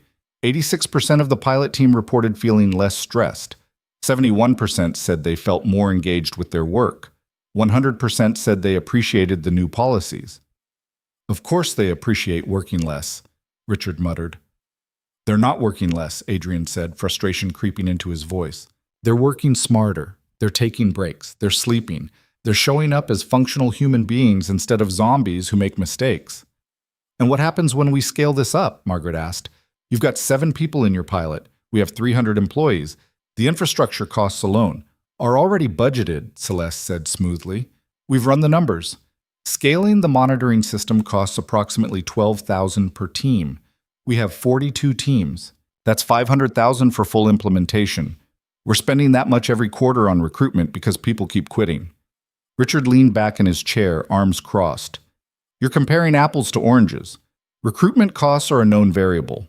This is speculative investment based on 3 weeks of data from 7 people. Then what would convince you? Celeste's voice was sharp. 6 months? A year? How long do we keep sacrificing people before you'll admit that maybe, just maybe, there's a better way? I want to see performance under pressure, Richard said. Anyone can work reasonable hours when there's no deadline. I want to see what happens when things get hard. Adrian felt something click into place. You want a stress test. Exactly. Fine. Adrian looked at Celeste. Give us a real project. Normal timeline, normal pressure. We'll prove the system works even when it's hard. Celeste studied him for a moment, then nodded. The Cascade Expansion Project. It's been on hold for 2 months waiting for team assignment. 12-week timeline, significant client expectations, moderate complexity, normal parameters. We'll take it, Adrian said. Adrian, Celeste's warning look said, are you sure about this? But Adrian was sure. Because Richard was right about one thing. 3 weeks of calm conditions proved nothing. If they wanted to change the culture, they had to prove the new way could handle the same pressures as the old way. We'll take it, he repeated, and we'll deliver on time, on budget, without burning anyone out. Richard smiled like a shark. Then we have a deal, 12 weeks. If you deliver, I'll support expanding the program. If you fail, he paused for effect. We table this entire initiative for a year and go back to the old policies. That's not, Celeste started. I accept, Adrian interrupted. The room went silent. Celeste looked at him like he'd lost his mind. Thomas Wu looked impressed. Margaret Chen looked worried. Richard looked satisfied. Then it's settled, Richard said. The pilot team gets the Cascade expansion. 12 weeks. We'll reconvene after delivery to assess results. The meeting adjourned. Board members filed out, some looking excited, some looking concerned. Richard left without another word, his expression smug. Celeste waited until everyone was gone, then turned to Adrian. What the hell was that? That was me calling his bluff. You just bet the entire program on one project, Celeste said, her voice tight. If anything goes wrong, if you miss the deadline by even a day, Richard will use it to kill everything we've built. I know. Then why did you agree? Adrian sat down heavily. Because he was right. 3 weeks isn't enough. We need to prove this works under real conditions. And we need to prove it to the skeptics, not just to ourselves. You could have asked for more time, built up more data before taking on something this risky. No, I couldn't. Adrian looked up at her. Because Richard would have kept moving the goalposts. 3 weeks becomes 6 weeks, becomes 6 months, becomes a year. There's always a reason to wait. Always another test to pass. He shook his head. Better to face it now when we have momentum. Celeste sat down beside him. What if you can't deliver? Then I guess I'll have failed twice, Adrian said quietly. Once with Miles. Once with this. That's not... I know it's not the same, but it feels the same. Adrian rubbed his face. I have to do this, Celeste. I have to prove that the thing that killed your brother wasn't inevitable, that it was a choice, and that we can choose differently. Celeste was quiet for a long moment. Then she said, You're not doing this alone. I'll make sure you have every resource you need, extra budget for contractors if you need them. Direct access to me if anyone tries to interfere, whatever it takes. Thank you. Don't thank me yet. Thank me when you deliver. Adrian went back to his team and broke the news. They took it about as well as expected. You did what? Sarah said, her voice climbing an octave. I committed us to the Cascade expansion, Adrian repeated. 12 weeks. If we deliver, the program expands. If we don't, we go back to the hellscape, Marcus finished. Great, no pressure.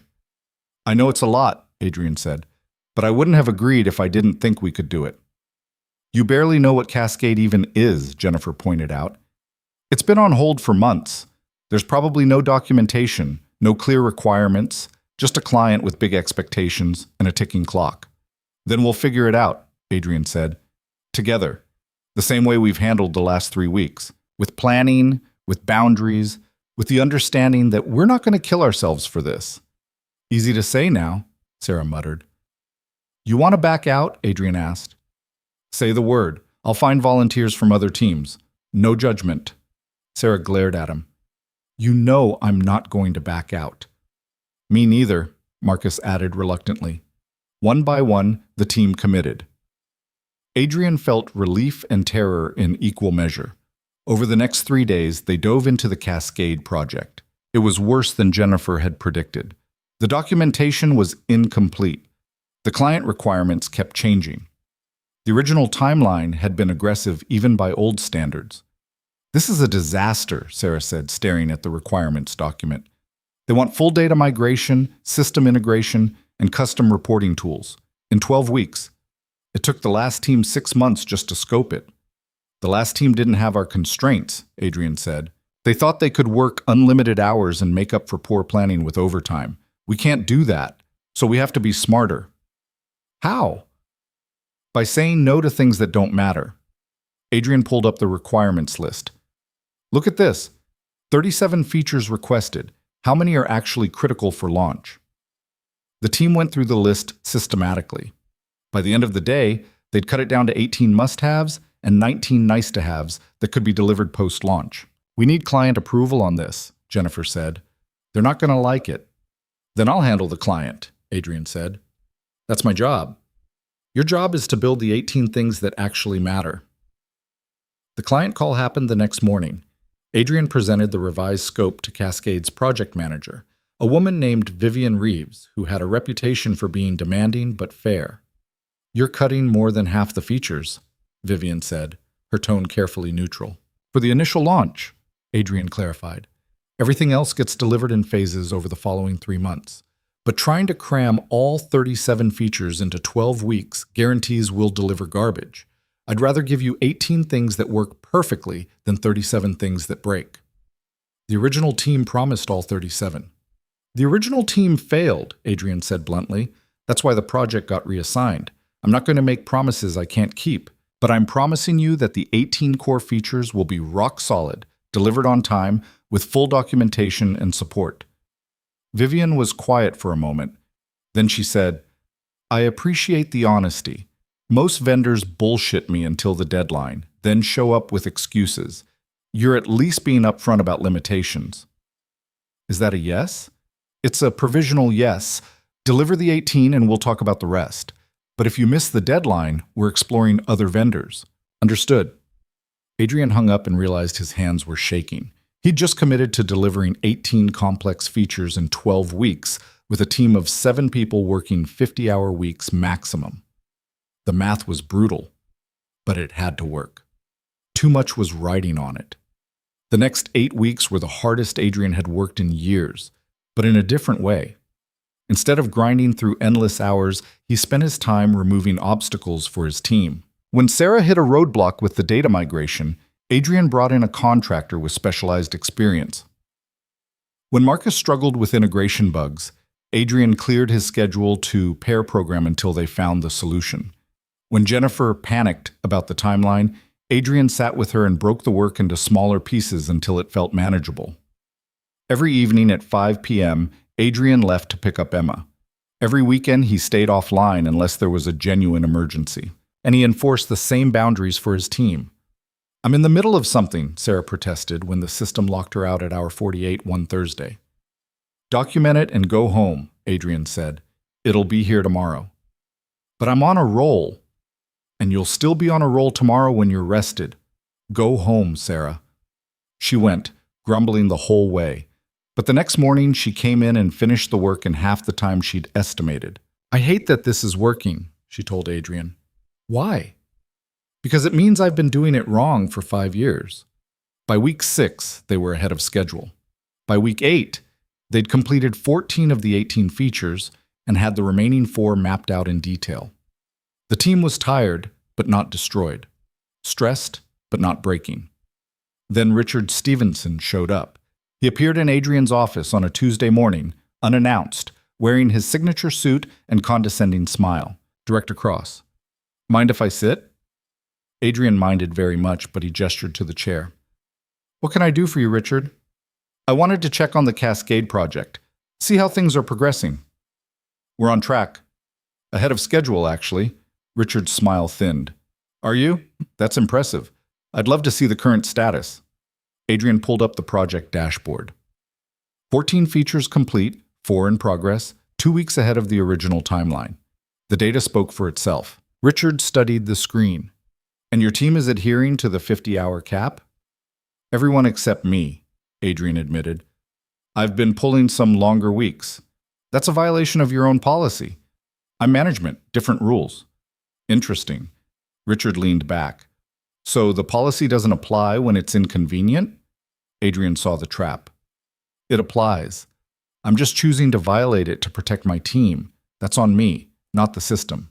And when you burn out, when you make a mistake because you're exhausted, what happens to the project then? I'm managing my own capacity, Adrian said tightly, and it's temporary. Once we deliver Cascade, I'll reset. If you deliver, Richard stood. I'll be watching closely, Director Cross. If this project fails, it takes your entire initiative down with it. I hope you've prepared your team for that pressure. They know what's at stake. Do they? Richard headed for the door, then paused. I wonder if they know you're working 60-hour weeks while enforcing 50 for them. I wonder how they'd feel about that double standard. He left before Adrian could respond. That night, Adrian came home to find Emma doing homework at the kitchen table. She looked up when he entered. You're late, she said. Sorry. Long day. You've had a lot of long days lately. Emma set down her pencil. I thought the new job was supposed to be better. It is better, just complicated right now. Because of the big project. Yeah. Emma studied him with that too perceptive look. Are you breaking your own rules? Adrian considered lying, decided against it. A little bit. Why? Because if this project fails, a lot of people will suffer. The program I'm building will get shut down. People will go back to working themselves to death. I can't let that happen. Oh, even if it means working yourself to death? The question hit like a punch. Adrian sat down heavily. I'm not working myself to death, he said. I'm just pushing harder than I'd like. Temporarily. That's what they all say. Emma's voice was quiet but firm. That it's temporary. That it's just until the project is done. That it's just until things calm down. And then there's always another project, another deadline, another reason why it's okay to break the rules. You told me you were going to fix the system that killed that guy, Miles. You said you were going to make it so nobody had to choose between their job and their family. Emma's eyes were bright. But you're choosing right now. You're choosing the project over yourself, over us. Adrian felt something crack open in his chest. You're right. I know I'm right. I'm scared, Adrian admitted. If this fails, if I fail, I'll have let down everyone who's counting on me, Celeste, my team, everyone who's hoping things can be different. And if you succeed but burn yourself out doing it, what does that prove? Emma asked. That the only way to win is to sacrifice yourself? That sounds like the old system, just with you as the victim instead of Miles. Adrian stared at his daughter, 12 years old, cutting through his rationalizations like they were paper. When did you get so wise? He asked. I've always been wise. You just keep forgetting. That night, Adrian sent an email to Celeste. I need to confess something. I've been violating the 50-hour cap, working nights and weekends to keep Cascade on track. Richard called me out on it today, and he's right. I can't enforce rules I'm not willing to follow myself. I'm going to fix this. Starting tomorrow, I'm capping my hours at 50. If that means we need to extend the timeline or bring in more help, so be it. I'd rather fail honestly than succeed by becoming the thing I'm trying to destroy. Celeste's response came an hour later. I noticed. I didn't say anything because I thought you needed to figure it out yourself. I'm glad you did. What do you need? Adrian thought about it. What did he need? 2 things. First, permission to extend the Cascade deadline by 2 weeks if necessary. Second, a contractor to take some of the project management load off my plate. Done and done. I'll handle Richard. You focus on delivering without killing yourself. The next morning, Adrian called his team together. I need to apologize, he said. I've been working 60-hour weeks while enforcing 50 for you. That's hypocritical, and it undermines everything we're trying to build. Sarah blinked. Wait, you're working 60-hour weeks? Was, not anymore. Starting today, I'm following the same rules as everyone else. What about Cascade? Marcus asked. We're close, but we still need your oversight. We're bringing in a contractor to help with project management, and if we need more time, we'll ask for it. I'm not going to sacrifice the principles we're fighting for just to hit an arbitrary deadline. The team exchanged glances. That's probably going to piss off Richard, Jennifer said. Richard's already pissed off. At least this way I can look myself in the mirror. Over the next 3 weeks, something shifted. With the contractor handling administrative overhead and Adrian sticking to his 50-hour cap, the team actually moved faster. They weren't waiting on Adrian for approvals because he was too burned out to respond. They weren't second-guessing decisions because he was too tired to communicate clearly. By week 11, they had 17 of 18 features complete. The last one, a complex reporting tool, was proving harder than expected. We're not going to make it, Sarah said on Friday of week 11. The reporting tool needs at least another week, maybe 2. Adrian looked at the calendar. They had 1 week left. He could push, could ask the team to put in extra hours, could pull a few all-nighters himself and brute force the solution, or he could do what he'd been preaching. Then we ask for an extension, Adrian said. Richard will crucify us. Maybe, but we'll deliver quality work on a sustainable timeline. That's the whole point. He called Vivian Reeves that afternoon. We need 2 more weeks, Adrian said without preamble. The reporting tool is more complex than we anticipated. We can rush it and deliver garbage in 1 week, or we can do it right in 3 weeks. Your choice. Vivian was quiet for a moment. You're 2 weeks from the original deadline and you're asking for more time? Yes. Most vendors would just work through the weekend and pray. I'm not most vendors. Another pause. Then Vivian laughed. You know what? I appreciate the honesty. Again, you've delivered everything else on time and on spec. Take your 2 weeks. Do it right. Adrian hung up feeling like he'd dodged a bullet. Then he had to tell Celeste. She took it better than expected. Richard's going to lose his mind. I know. He'll say you failed, that the program doesn't work under pressure. We didn't fail. We delivered 17 of 18 features on time, and we're taking 2 weeks to do the last one properly. That's success. Try telling Richard that. The board meeting happened 2 weeks later after Cascade was fully delivered. All 18 features, all working perfectly, all documented and supported. The client was happy. The team was intact. Nobody had burned out. Richard opened with an attack. Director Cross committed to 12 weeks. He delivered in 14. That's a failure by any reasonable standard. We delivered quality work on a sustainable timeline, Chicky, Adrian countered. The client approved the extension. They're satisfied with the results. And my team is still functional and employed, unlike the last team that tried to do this in 12 weeks and collapsed halfway through. You moved the goalposts, Richard said. I adjusted the timeline based on new information. That's called project management. It's called failure to deliver, Celeste cut in. Let's look at the actual results. Adrian's team delivered a complete project with 0 critical bugs, full documentation, and happy clients. The previous team working under old policies abandoned the project after 6 months with nothing to show for it. Which sounds like failure to you? Margaret Chen spoke up. What about costs? Did the extension increase the budget?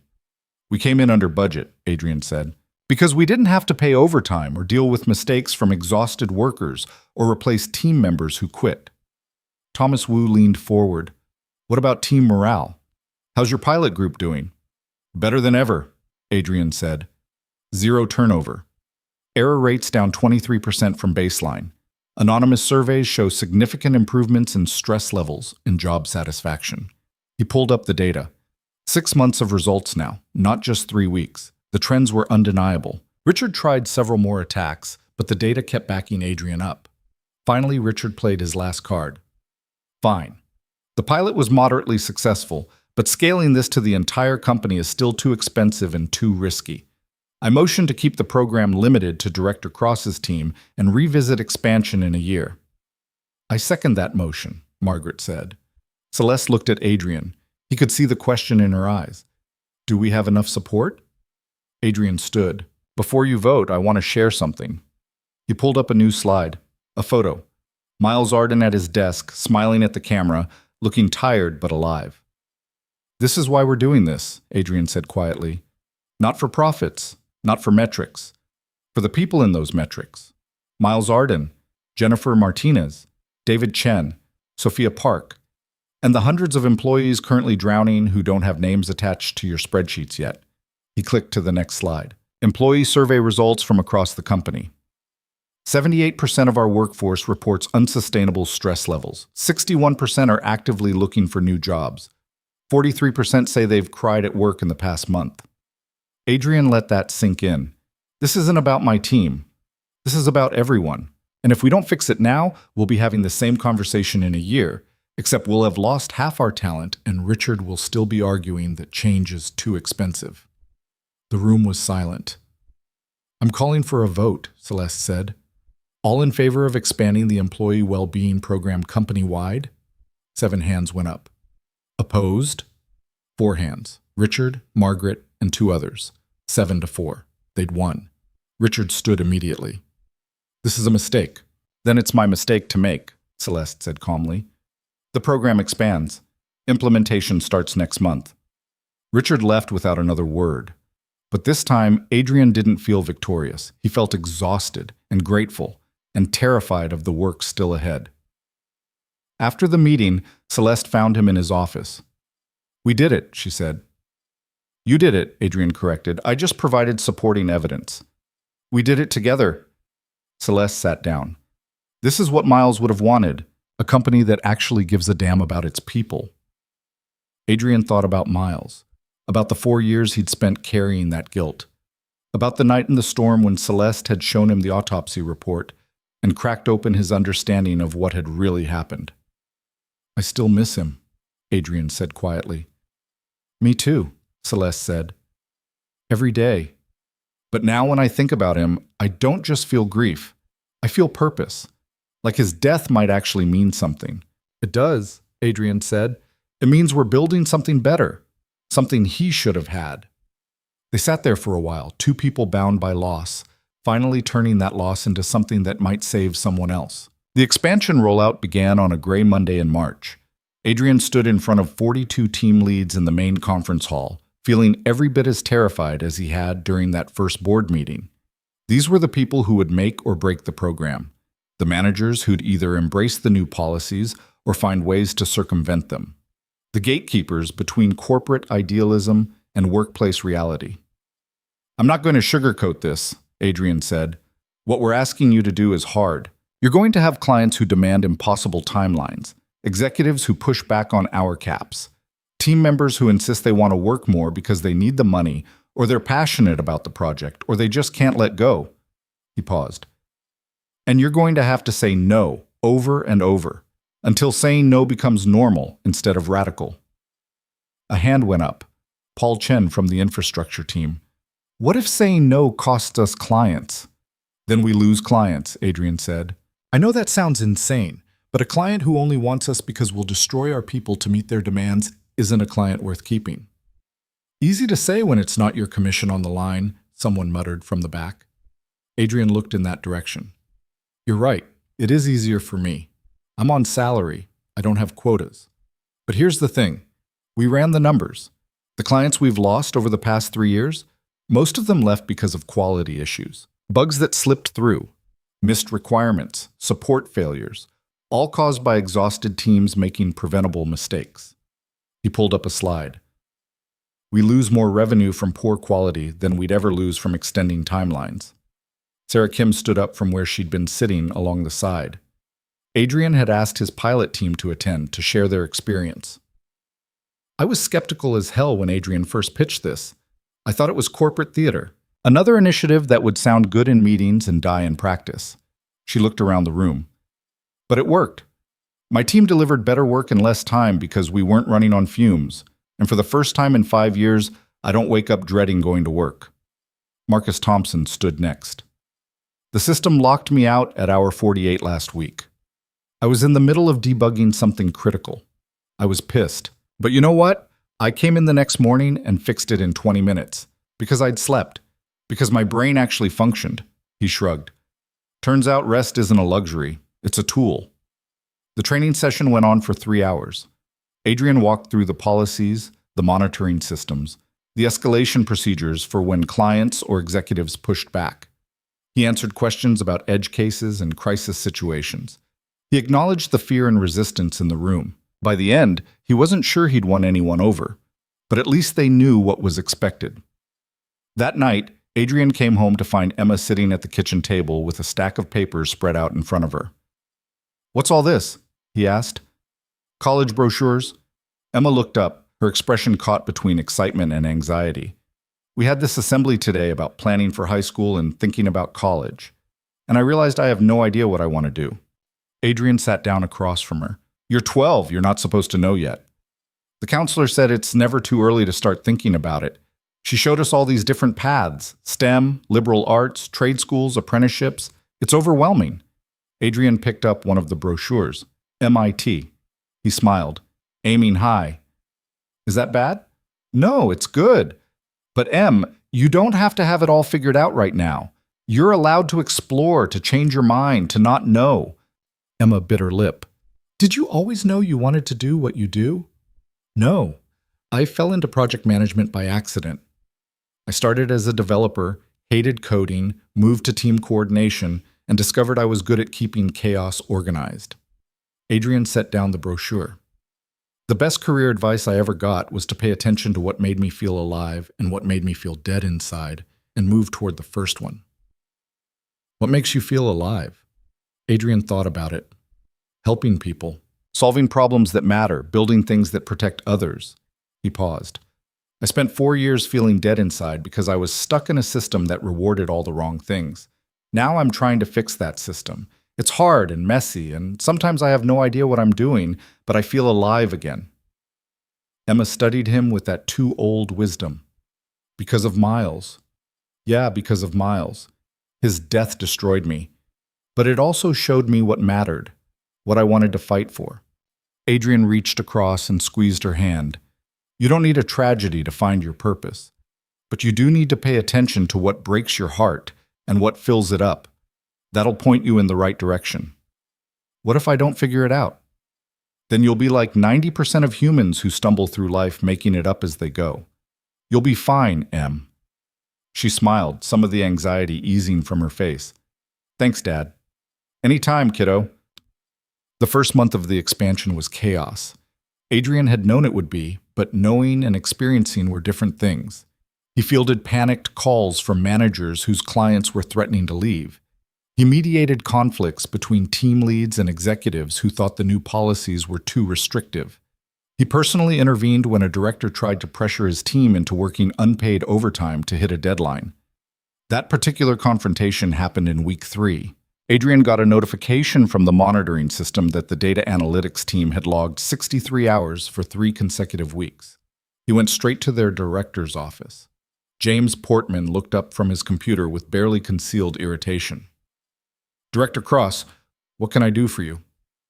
"You can explain why your team is violating the hour caps." "We have a major client deliverable. The team volunteered to put in extra time. Did they volunteer, or did you make it clear that their performance reviews depend on hitting this deadline?" James's expression hardened.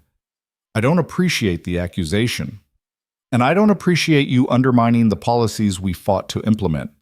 Adrian pulled up the monitoring data on his tablet. 3 weeks of 60-plus hours. That's not a temporary crunch. That's unsustainable workload that should have been flagged for intervention. We're handling it. You're burning them out. There's a difference.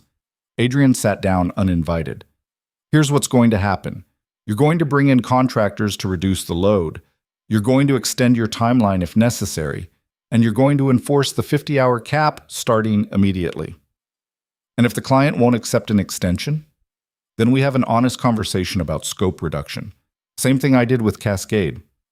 "This isn't Cascade," James said coldly. This is a seven-figure contract with a client who's already frustrated with delays. If we lose them, it's on you. If we lose people because you worked them into the ground, that's on you. Adrian stood. I'm not debating this, James. Compliance isn't optional. You have until end of day tomorrow to submit a revised project plan that brings your team back under the hour caps. If you don't, I'm escalating to Celeste. James's jaw tightened. You're going to get people fired with this crusade of yours. Better than getting them killed. Adrian left before James could respond. His hands were shaking. Confrontation still wasn't his strength, but he was getting better at it. Had to be. The revised plan came through the next afternoon. James had brought in 2 contractors and extended the timeline by 3 weeks. The client wasn't happy, but they didn't leave. Adrian marked it as a win. That night he got a call from Celeste. James Portman filed a formal complaint about you, she said without preamble. Adrian sighed. Let me guess. Overstepping authority? Damaging client relationships? Being an insufferable pain in his ass? All 3, actually. Very thorough complaint. Are you going to do anything about it? I'm going to file it under people who are mad that rules apply to them and move on. Celeste paused. But Adrian, you need to be careful. You're making enemies. People like James have been operating a certain way for years. They see you as a threat. I am a threat to the old way of doing things. I know, and I support that. But watch your back. Not everyone fights fair. The warning proved prescient 2 weeks later when an article appeared in a tech industry publication. The headline read, Meridian Solutions implements controversial soft policies, insiders say quality suffering. Adrian read it with growing horror. The article quoted anonymous employees claiming the new policies were making it impossible to deliver quality work, that clients were leaving, that talented developers were frustrated by artificial constraints, that the company was prioritizing political correctness over results. It's a hit piece, Sarah said when Adrian showed her. Every quote is from someone who clearly hates the changes. No balance, no data, just inflammatory bullshit designed to make us look weak. Richard's behind this, Adrian said. Has to be, or James, or both. Can we respond? Not without looking defensive. Adrian rubbed his face. We respond by continuing to deliver results, by proving the article wrong. But the article did damage. 2 clients called asking about the claims. 3 employees submitted resignations citing concerns about the company's direction. And Richard brought it up at the next board meeting with barely concealed glee.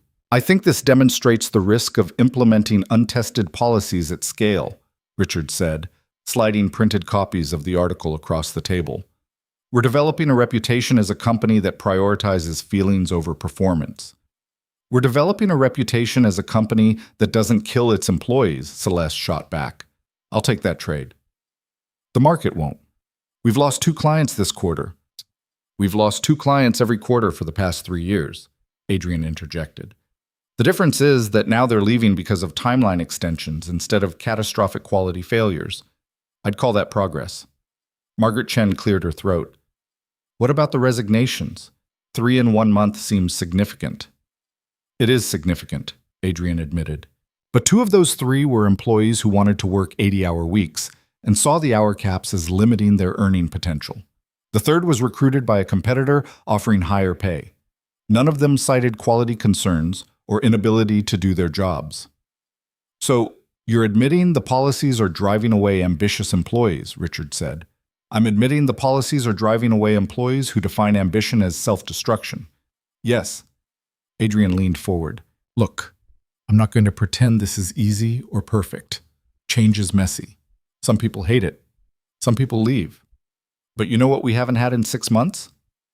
Burnout-related breakdowns, stress-induced medical leaves, teams collapsing mid-project because everyone quit at once.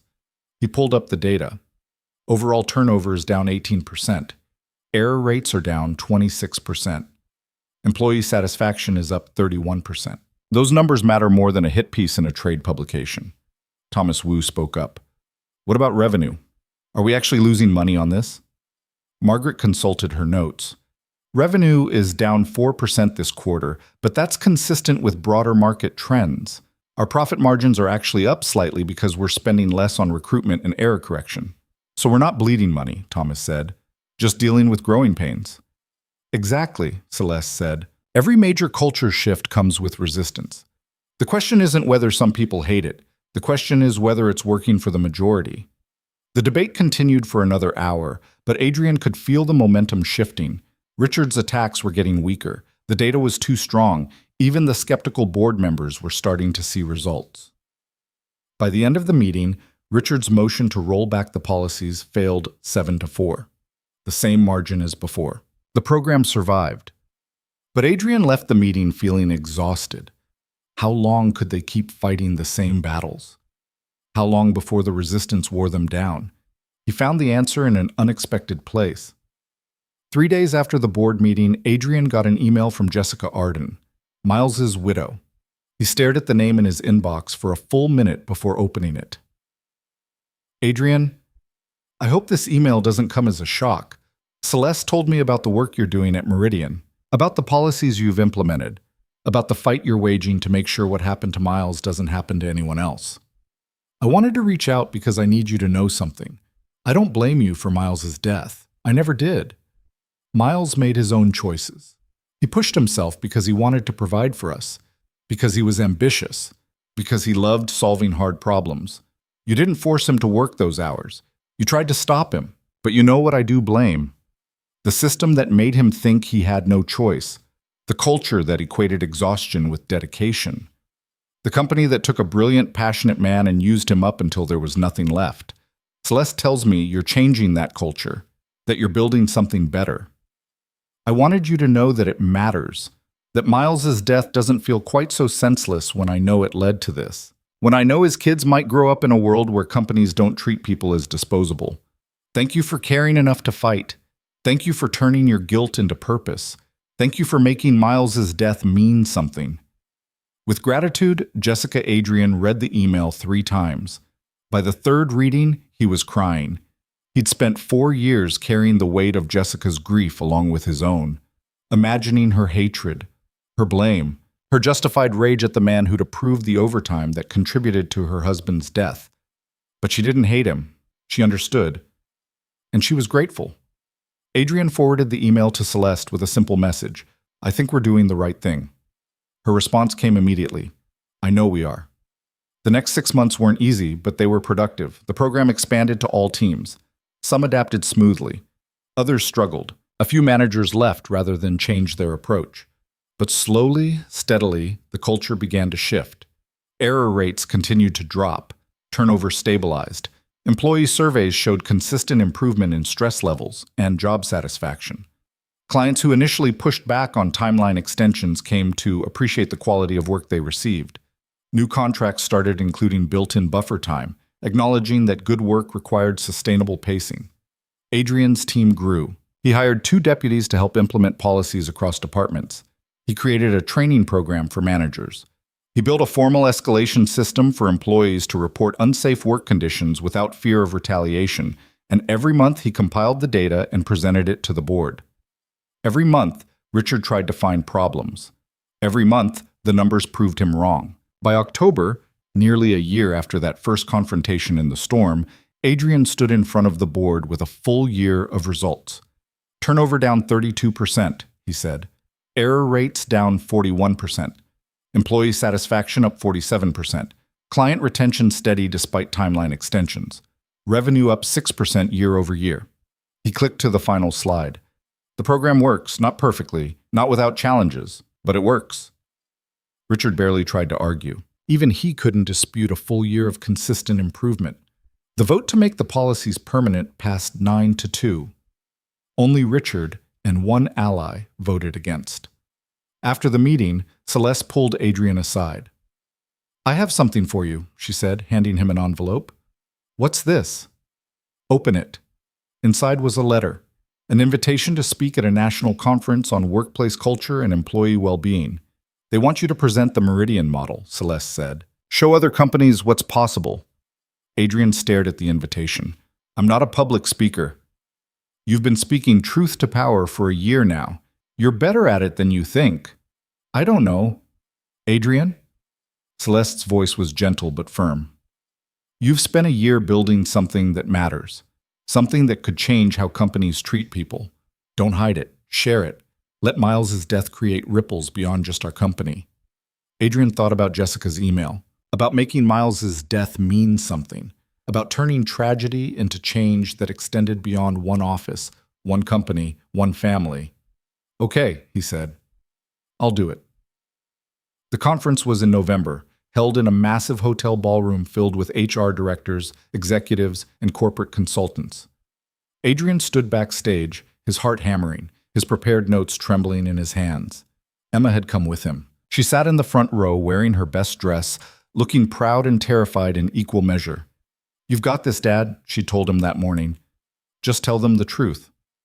So that's what Adrian did. He walked onto the stage. The lights were blinding. The audience was a sea of faces. He gripped the podium and began. 4 years ago, I approved overtime that contributed to the death of one of my employees. His name was Miles Arden. He was 28 years old. He was brilliant, dedicated, and exhausted, and I let him work himself to death because I thought the project mattered more than his well-being. The room went silent. I spent the next 4 years drowning in guilt, convinced I was a murderer, convinced there was no redemption for what I'd done. Adrian's voice steadied. But then I learned something.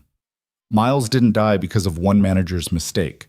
He died because of a system that treats people as expendable, a culture that rewards self-destruction, a corporate machine that values deadlines over human lives. He clicked to the first slide. Miles's photo. This is what we're fighting against. Not individual bad actors, not isolated incidents, but a pervasive belief that people are resources to be used up and replaced, that exhaustion equals dedication, that boundaries equal weakness. For the next 40 minutes, Adrian walked the audience through the Meridian transformation. The policies, the resistance, the data, the year of proving that treating people like humans wasn't just moral, it was profitable. He shared the failures along with the successes, the clients they'd lost, the employees who'd left, the managers who fought every change. He didn't pretend it was easy or smooth or perfect, but he showed them it was possible. When he finished, the applause was thunderous. People stood. Someone in the back shouted, "Thank you!" Adrian looked down at Emma. She was crying and smiling at the same time, giving him a thumbs up. He'd done it.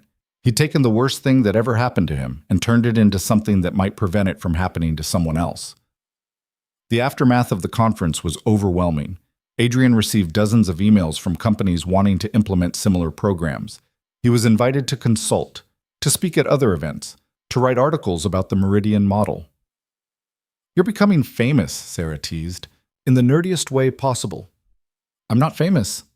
I'm just visible." Same thing in the corporate world.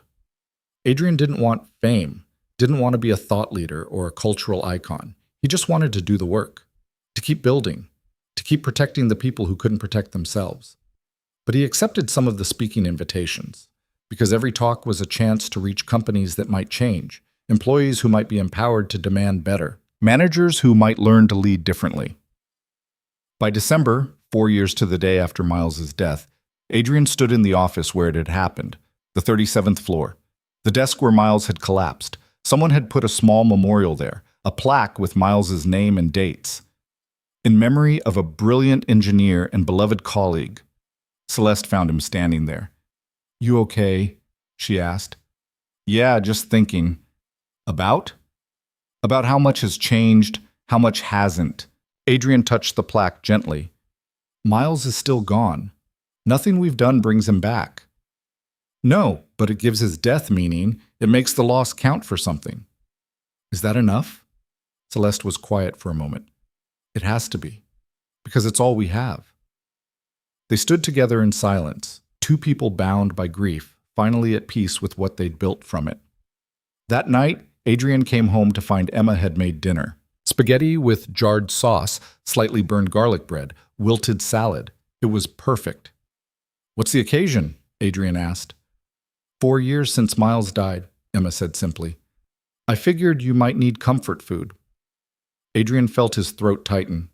"You remembered?" "I remember everything that matters to you." She set down plates. "How are you feeling?" "Sad, grateful, tired, hopeful. All of it at once." They ate in comfortable silence for a while. Then Emma said, "I've been thinking about what I want to do. For college, for a career." "Yeah? I want to help people like you do. Not the same way. I don't think I want to work in corporate stuff, but I want to build systems that protect people who can't protect themselves." She met his eyes. "You taught me that matters, that it's worth fighting for." Adrian reached across the table and took her hand. "You're going to be amazing at whatever you choose. I learned from the best." Later that night, after Emma went to bed, Adrian sat at his kitchen table with his laptop. He opened a blank document and started writing. Not a presentation, not a policy proposal, just a letter. "Dear Miles, it's been 4 years. 4 years since you died at your desk. 4 years since I called Jessica and tried to find words that didn't exist. 4 years since I started drowning in guilt that nearly destroyed me. I can't bring you back. I can't undo the choices that led to that night. I can't give your kids their father or Jessica her husband. But I've spent these 4 years trying to make sure your death wasn't meaningless. We've built something, Miles. Celeste and I and a team of people who refuse to accept that companies have to destroy people to succeed. We've created policies that protect workers, systems that catch burnout before it kills, a culture that values humans over deadlines. It's not perfect. There are still managers who resist, still companies that think we're too soft, still people who believe exhaustion equals commitment. But we're changing minds. One policy at a time, one conversation at a time, one company at a time. Your daughter is 9 now, your son is 7. They're growing up in a world that's marginally better because of what we learned from losing you. That's not enough. It'll never be enough. But it's something. I'm sorry I couldn't save you, but I'm trying to save everyone who comes after. And I'll keep trying until I can't anymore. Thank you for showing me what mattered, even if it took your death to teach me. Rest well. Adrian." He saved the letter in a folder he'd never share with anyone. Then he closed his laptop and went to bed. For the first time in 4 years, winter didn't feel like punishment. It felt like transformation, like the hard, brutal work of breaking down something dead and frozen so that something new could grow in its place. Adrian Cross didn't have all the answers. He still made mistakes, still struggled, still carried grief that would probably never fully heal. But he'd learned something crucial. Guilt only becomes poison if you let it, if you turn it inward until it destroys you. But if you can transform it, if you can take that crushing weight and forge it into purpose, into action, into change that protects others, then maybe it becomes something else. Not redemption, exactly. You don't redeem yourself for someone else's death.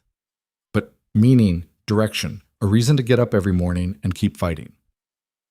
Adrian had spent 4 years running from Celeste Arden, terrified of the grief and blame she represented. But she hadn't brought him punishment.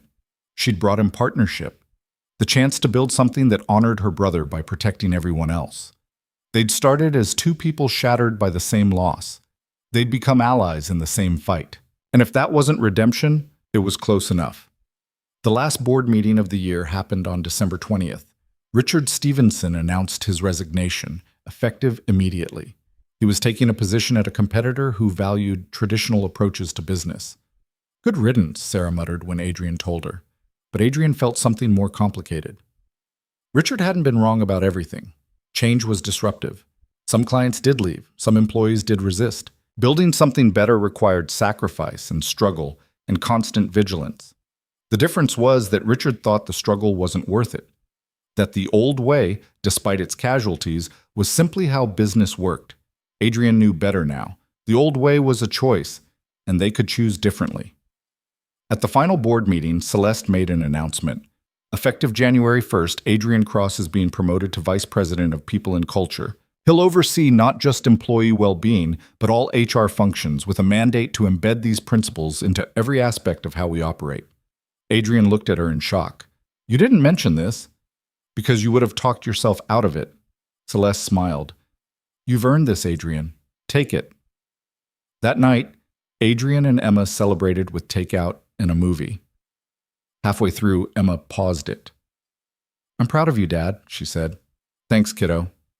Not just for the promotion, for becoming yourself again, the person you were supposed to be before Miles died and everything got broken." She leaned against his shoulder. "I like this version of you better." Adrian wrapped his arm around his daughter, feeling the weight of 4 years finally starting to lift. "Me too," he said quietly. "Me too." Outside, snow began to fall over Chicago, soft and steady, covering the city in white. Not erasing what came before, but transforming it, making it new. Adrian watched the snow through the window and thought about Miles. About Jessica and the kids. About Celeste and the company they'd transformed together. About the thousands of employees who would never know how close they'd come to the same fate. The grief would never fully disappear. The guilt would always be there, a scar that ached in certain weather. But it didn't define him anymore. Adrian Cross had failed Miles Arden. That would always be true. But he'd taken that failure and built something from it, something that might prevent the next Miles. And the one after that. And all the ones who came after. That didn't erase the loss, but it gave the loss meaning. And in the end, meaning was all anyone could ask for. The movie ended. Emma went to bed. Adrian sat alone in the quiet apartment, watching the snowfall, feeling something he hadn't felt in 4 years. Peace. Not happiness, exactly. Not the absence of pain, but the presence of purpose. The knowledge that his suffering had created change, that Miles's death had sparked transformation. That grief, when wielded carefully, could become a weapon against the systems that created it. Adrian opened his laptop one last time and sent an email to Celeste. "Thank you for seeing past my guilt, for giving me a chance to build something better, for turning your brother's death into a legacy instead of just a tragedy. I won't let you down." Her response came minutes later. "You already haven't. Let's keep going." Adrian closed his laptop and went to bed. Tomorrow, he'd get up and do the work again. Fight the same battles, face the same resistance, build the same incremental changes that would, piece by piece, create a world where people like Miles didn't have to choose between their careers and their lives. It wasn't redemption. It was something better. It was purpose built from pain. Hope forged from loss. A future constructed from the broken pieces of the past. And for Adrian Cross, that was enough.